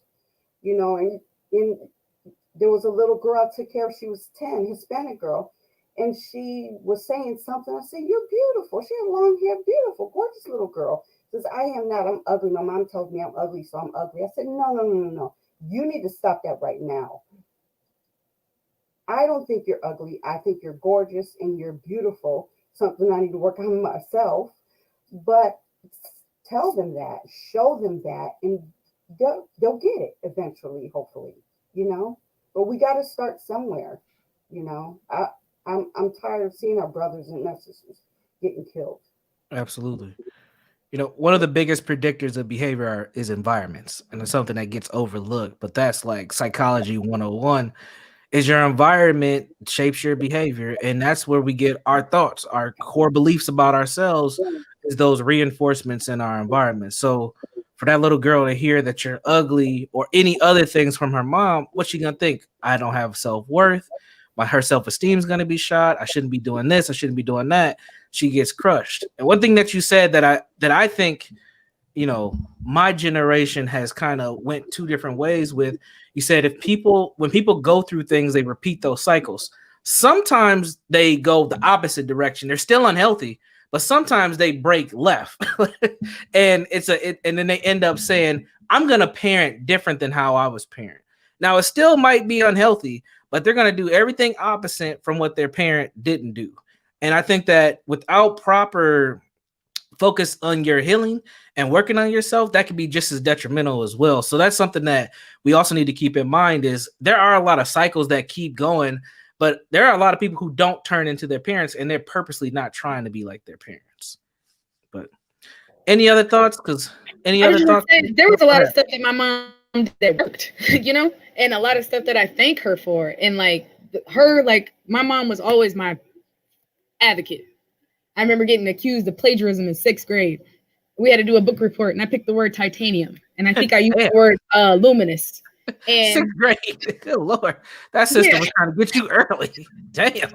Yeah, this is, you know, whatever. But my mom don't play. She's been a paralegal for years. And that was one thing I always remember. My mom was always my biggest advocate. If anyone ever tried me as far as school, really in school and stuff, because that's where I shined, was in school. And so that's something that I did not want to lose. That's not something I wanted to leave. Like, I think honestly, the healing is figuring out what you need to take, what you need to take with you. Because my mom was always a great speaker. She always paid her bills. Like I didn't go through a lot of the same traumas other people did as kids. You know, our stuff was like emotional, you know, stuff or whatever. So there's a lot of stuff I got from my mom. Like, I'm keeping that because that works. Like, that's good. Like, my daughter knows my mom got my back. But like, as far as all that other stuff, yeah, it's real out here. And talking to your kids, like the moment when I started apologizing to my daughter, that's really when I started giving her game. Like, I think one of the things that women, we tend to hold on to shame for stuff we did in the past. And we want our kids to see us as the best. And the reality is your kids see you for what you are. You know, my daughter was going to school having tantrums every time she got mad. And I couldn't figure out why. And I'm like, well, you know, I go to work, blah, blah, blah. That's because I'm saving the best of myself for these white folks at this job. But when I come home and I get mad, I'm doing the same thing she's doing. It wasn't until I had to check myself and be like, oh, like, this is not working. Like, she needs to see me doing what I want her to do in order to do it. And I talk to her so much. I mean, she's 9, like, there's within reason. But like, as she gets older, I plan on sharing my experiences with her because I never got a story from my mom. She never told, it was always, don't do that. It was never, I did this and this is how it turned out and it didn't feel good, sis. And I plan to give my daughter all that game because I lived through that. You can't shame me about some stuff I lived through now, you know? I've dealt with it, you know, even if it was bad. And I mean, like, even if it made me feel bad or whatever, you cannot shame me about it because I've healed through it. I lived it. But I think, like what she said, talk to your kids. I pour into my daughter so much. And sometimes I think I'm just, and then you get that one moment and you see that they get just a little bit and you're like, all right, I think I'm doing okay. Like, but every day is the one thing I would say, the last thing, the thing is, like, you can't be afraid to make mistakes. You got to jump. You got to leap. You're going to bump your head. You're going to be wrong. And the moment I was able to admit to my child's father that I had been wrong in some of the things is the moment I took all his power away. He figured it out. He was like, oh, wait, what? Yeah, I've been wrong too. You know, I've been wrong too. And that little bit of me owning to he didn't know how to handle that because he's not someone who's ready to do that. Right. Yeah. Took away the only weapon he had.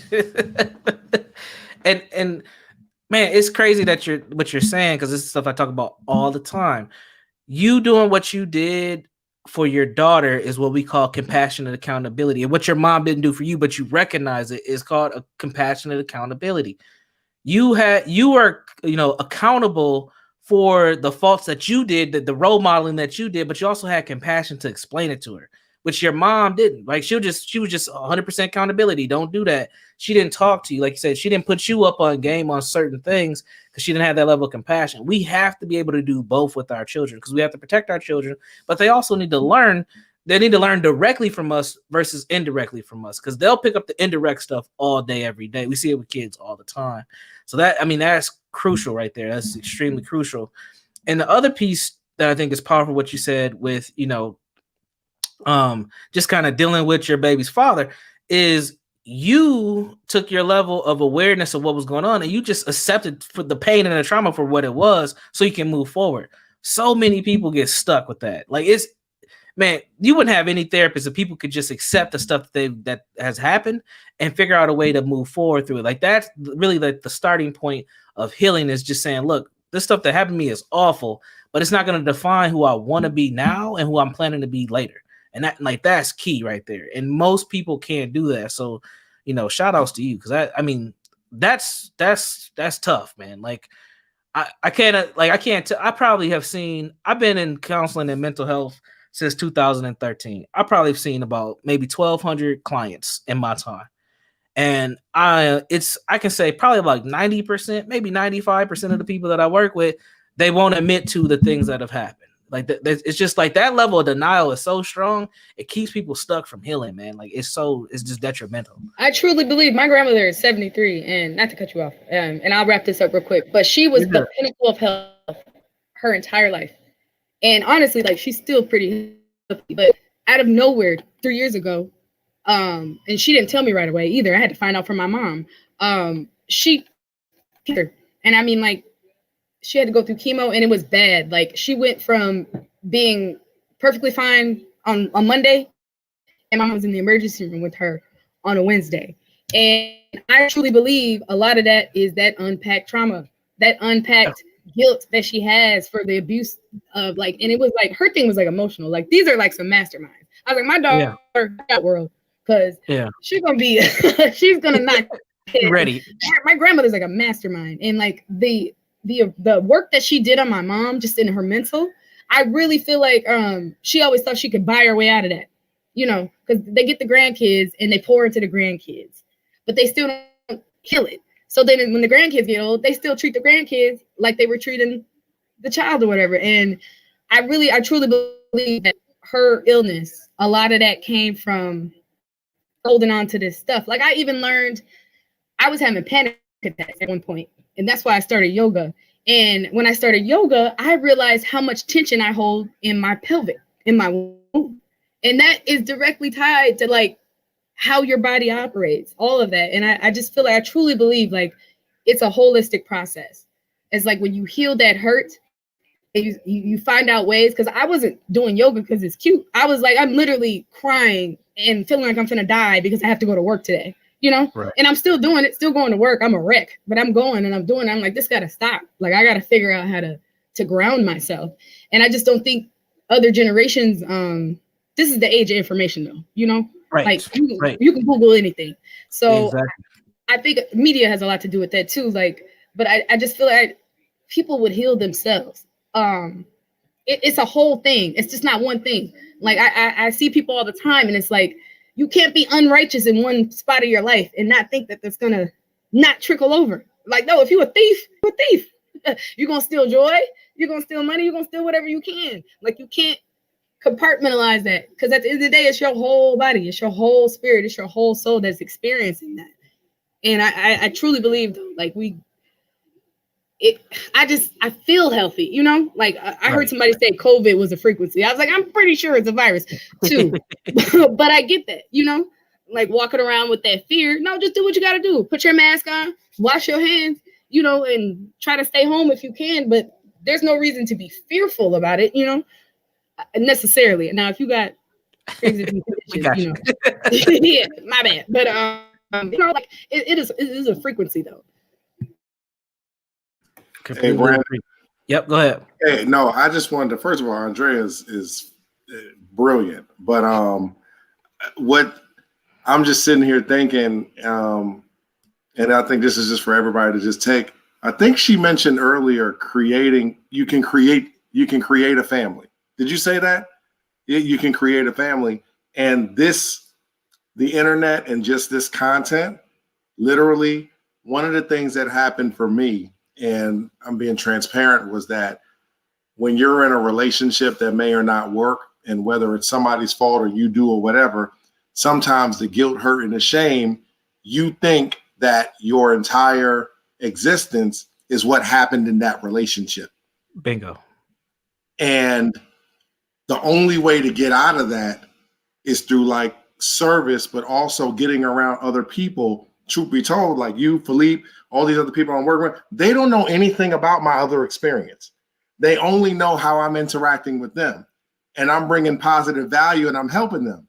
And that gave me confidence, like, well, damn, after I got out of that soil and I got a new soil, I'm able to grow.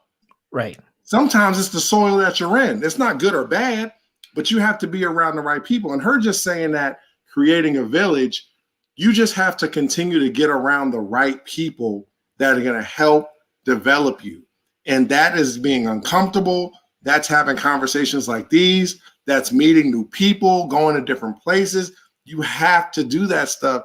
But you also have to be, like she said, you got to be self-aware that, man, I'm not growing and I'm in this mud. Maybe I need to kind of get out of this mud and go try some different soil, as opposed to trying to figure out how to grow in something where you can't even grow. Like it's not, it may not even be fit. And that helped me just to being around people, like just even people on this gives me the confidence to say, wow, we are doing work that can impact other people. And it just helps you work through some of those other traumas, because a lot of the traumas, because you don't think you have value based upon those other experiences. And you self-define yourself with those experiences to where that's an experience. That's not your destiny. It's just an experience. Right. And it's hard for a lot of people to separate my path. Like you said, healing was a journey. To separate my journey from, it could be one or two negative experiences, but it's like we grab onto them and they become like we're in a relationship with those negative experiences. Like literally, like, oh, I was messed up. This is my girlfriend now. You know what I'm saying? As opposed to just like letting that go and developing and just growing. So I just think her saying just that, her developing and growing a family, man, I can't even imagine, like, if you had, like, I don't know, was it 30 million Black people? I don't know how many Black, but imagine 15,000 people, Black people a week having conversations like this.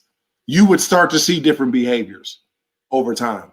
It's inevitable, because people are just going to start doing the work. So kudos to that sister. I'm letting you know, Miss Marie, I'm stealing it. You better copyright it now. But no, it was flat out brilliant, man. That's brilliant. Thank you. I'm pretty sure I'm regurgitating somebody and saw on YouTube. Right.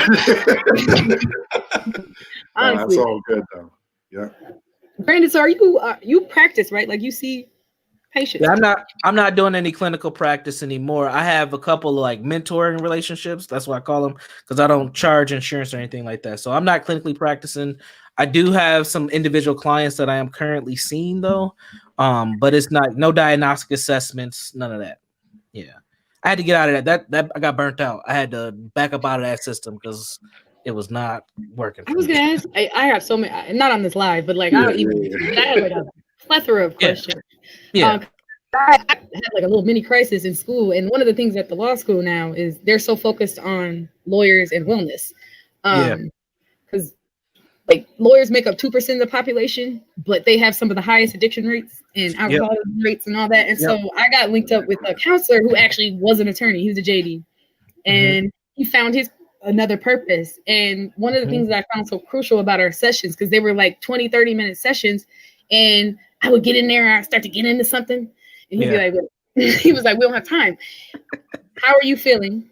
And then, you know, if it was an incident that had happened, we'd identify that, and then it was always, here's your tools. This is what, focus on this. And one thing he identified with me is like his habit of spiraling. Like one problem turned into all the problems I've ever had in my life, and now it's the end of the world, and it's panic mode. And like just him being able to, I'm very much a book learner, so if you put something in front of me, I can read it and learn it. So he was like, well, here, do this homework or whatever. And just that little bit of that brought me down so much. Like just like I still think like I do plan on going to like some domestic abuse counseling, because there was some stuff there from my mom and my child's.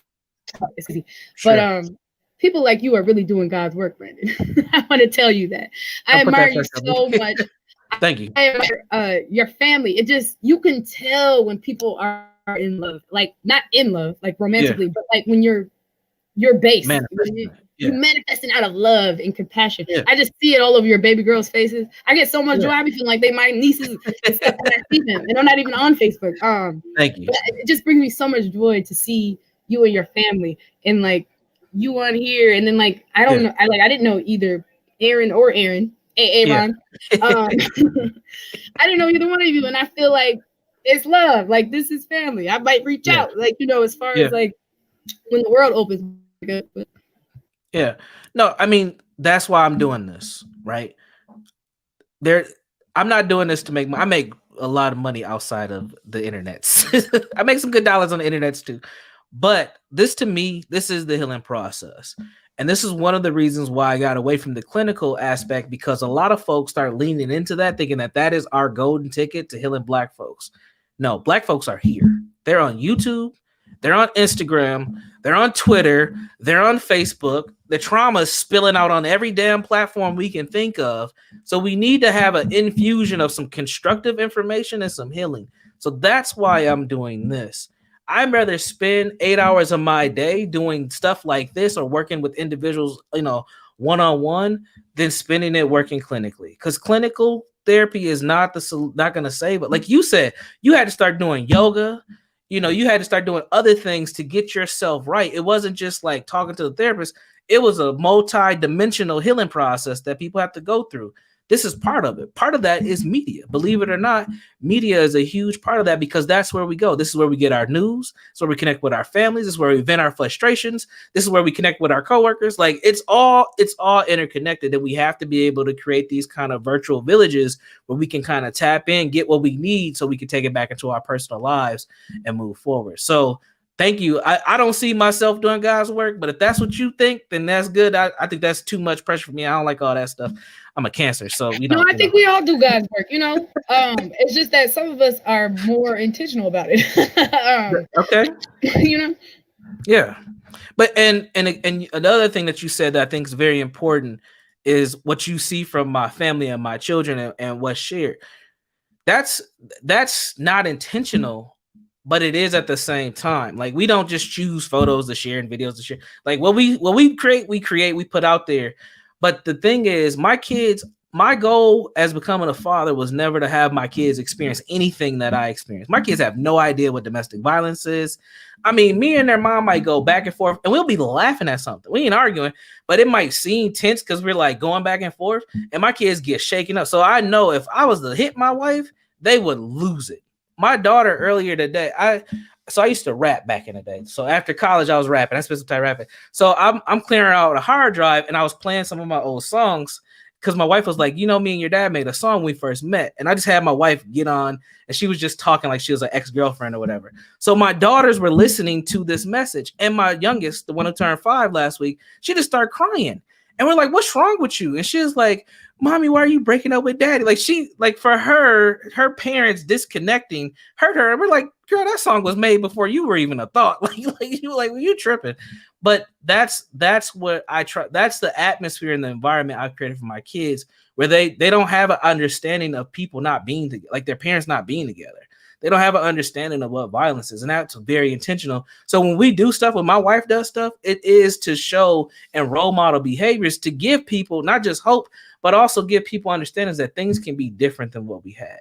Like, for some folks don't know, I probably shouldn't even be saying this, but my wife runs an Instagram account called Melanated Mamas. And the whole thing is just focused on BIPOC moms and them not having really image, just not having image or voice in the space of birthing. Like, if you go to a clinic, you're going to see a white woman with a white baby doing white stuff with white clinicians. And my wife was like, this isn't not right. And she was able to create something that blew up. And she's got a pretty successful business in helping be this. And now brands are coming to her saying, hey, how do you help? Can you help consult with us to figure out how we do this better? Which is crazy to me. It shouldn't be that hard to figure out. But hey, if it's a business there, why not? It's the American way. So these things that we do, it's not fake. Like, this is us all day. But like, we had cameras around our house, you would see that vibrant love and things like that. Don't get me wrong. There's some times where it's like, I can't stand you. Like, you need to get up out of my face. Like, there are those times too. Oh yeah, Brandon, I got a kid. Yeah.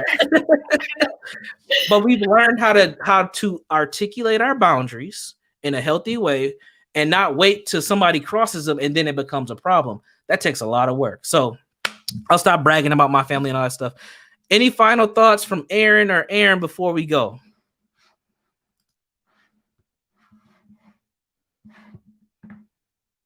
Or not. That's cool too. I was gonna say something. My mute was on. I just want to say I'm just so appreciative of your platform because you are a millennial, and I feel like as millennials and just being in that generation, like, we're really trying to pull up shit, like get to the bottom, investigate, get this stuff pull it out in the family, say some crazy stuff at Thanksgiving and Christmas. We don't care because we're just at the point where we want to move forward. And some people are just not ready, and it's okay if you're not ready, but we going that way. And I just feel like I'm just appreciative that we're able to come on these platforms and really speak on it, because social media can sometimes be very fake too. You got all those people on social media that don't want to talk about nothing. Like, absolutely. I know you in real life. You know what I'm saying? So I'm grateful for your channel, and I'm grateful for you saying that you don't practice clinically, because I was actually thinking about going in that direction. And I was like, man, I'm not feeling that, putting labels on people and giving them medication. I was just like, I don't know. I don't like that. Man, Dr. Umar had me cursing my daughter's teachers out. Cursing the school out. And they like, sis, she just a brat. Like, she just, right. We know she just a brat. Like, you're fine. We're not putting her on no medication. Man. Yeah. But healing really can be done beyond clinical practice. But if you want to talk more about some ways to do that, let's connect here. I know we got to connect anyway. Okay. Yeah. Anything else? I didn't mean to cut you off. Sorry. Anything else? No, that's cool. Like, I feel like that was like my crossroads thing. And I was thinking of it, and I was like, but then when she brought up yoga, I was just like, oh, I'm all into this women's spirituality thing. Will that make money? And then she was like, Brandon was like, oh, I can't make money off clinical practice. I'm like, what? You can't? Oh, I'm about to just jump now. Well, you can make money clinically, but you ain't gonna make a lot. You make more money not doing something beyond clinical. We'll talk about it offline, because I'm gonna give some game that people need to pay for. So yeah, I'm geeked. I gotta give it to you. Well, Brandon, I got class in the morning, and the kids got distance learning. I gotta hop off, but I'm gonna watch. I just gotta give my daughter. Hey, Brandon, real quick, before I forget, so make sure you check out the MLK documentary, MLK/FBI, done by Sam Pollard. Which is Spike Lee's go-to editor for years. What's crazy, I went to school with his son, who's now an editor as well. So make sure you check that out.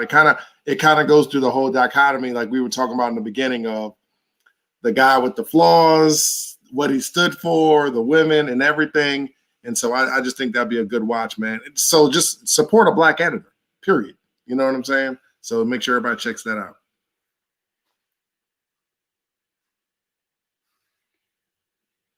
Absolutely. Thank you for sharing that, Aaron. I got to hit you back, man. My bad. I've been slacking on communication. Listen, you look. I got a lot of questions now. I got a lot of questions, bro. So we'll catch up, man. Let's set up a time let's set up a time to talk this week for sure. Okay, cool. I'll holler at you, man. Thanks, Big. All right, man. Yep, peace. All right, Mr. Rain. Yes, what's good, man? What's good, brother? What's going on, good, man? It's a very lengthy stream. I'm not sure. I know. I was about to go. Then I see my guy was on here. Yeah. I'm not sure if we got to close it out now, but I'll say this. Yeah, me and the Great Liberator discussed this today. I'll send you for the pirate chat before you leave to watch it.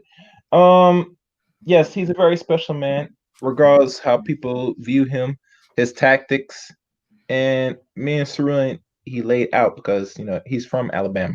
He knows most older Black men or Black people back in the time, back in the like 50s and down, not like 50s and up, 50s down. Yeah, we're very much protected. Black people, Black folks, Southern Black folks had their guns on them. Yeah, they didn't want to be around white people like that. White people know they were going to do something to them. Right. But because Martin came across another gentleman, as you know, he is a funny man. I want y'all to use that imagination. Had to convince him otherwise, right? To change the tactics to make this movement much more further than it is, and it worked to this degree. Now today, most people taking this approach now would be very dangerous now and will not benefit now. Things you did 6 years ago will not work now. You got to do something different. You have to reinvent the wheel. You have to do a different form of strategy. Overall, if you want to get or attain, the end goal was, reparations. And that is the thing that every Black person, if they think is not important or something that we should sweep on the rug, you're sadly mistaken.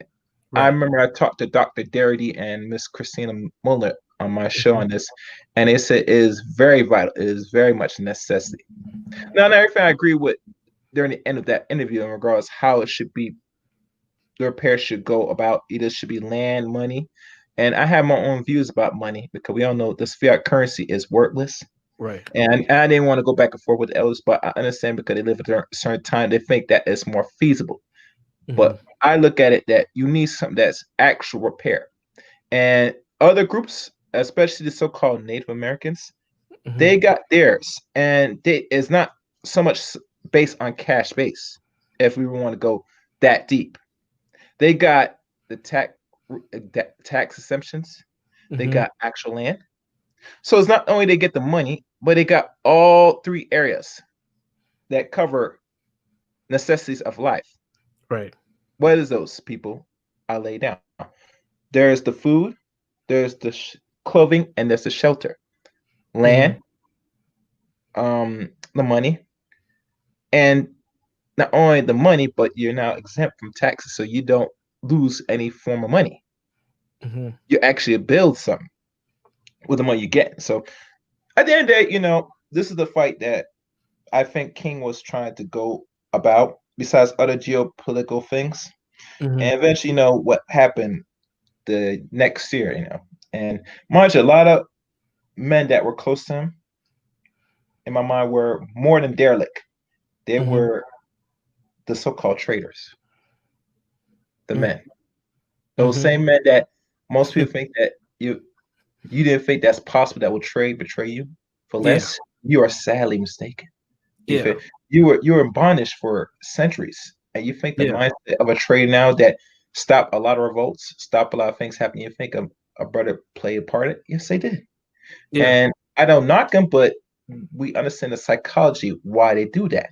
So, like I said, at the end of the day, people gotta know that we gotta take beyond his message and take it much step further and apply it more that will be beneficial for Black men, Black women moving forward in the 21st century. Right. I mean, Martin Luther King, rather they keep preaching that same old message, It sounds nice, but to real people that really know the real and read his actual stories and the books he wrote, is saying totally different. Right. Right. Yeah. Absolutely.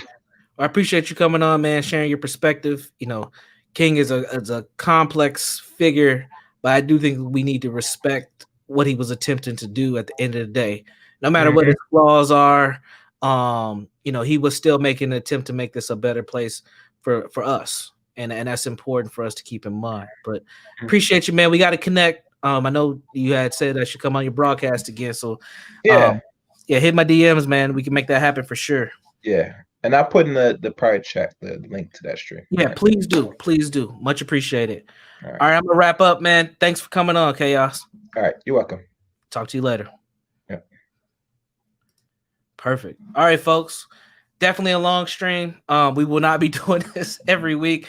I'm gonna try to keep it to about an hour and a half or so, but I thought we had a really good dialogue, and really, honestly, and you know, it kind of manifested the way that I wanted the conversation to manifest, with really talking about, you know, King's dream and beyond. And beyond that dream is really this healing process that we are on. And the healing is going to take place in many different forms. I know I said clinical practice or clinical therapy might not be the gold. It is not the golden ticket, and it might not be the way, even though we get that pushed on us.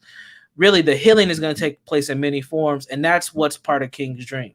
Because we can't live in a society that is harmonious, in a society that is equitable, if we're not talking about healing. Healing is at the center of that. You talk about developing content and character.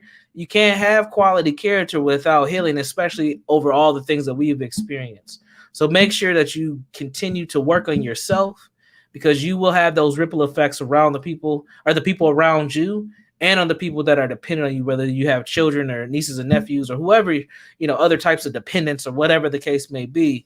Your healing is vital. Your healing is important in order to make things happen that are constructive. So for me, King's dream is in the healing. Healing is not a destination. It is definitely a journey. Before I go, I want to share Nicola's book, because a part of that healing process is dealing with grief. So I want to share Nicola's ebook one more time before we roll out. So make sure you get it. I did pin the link in the chat. So for folks who are watching this back on the replay, go to the chat. You'll see the link there. I'll try to put it in the comment section as well. Make sure you go ahead and get a copy of Recovering from 2020, using the 12-step model to process the year of 2020. COVID-19 is not over. Racial injustice is not over. We have a lot of work to do. And in that, dealing with our trauma, dealing with our grief is a big part of that. So definitely check out Nicola's book. And I'll see you all next week. Subscribe to the YouTube channel, share this video, and let us know what you think. Peace.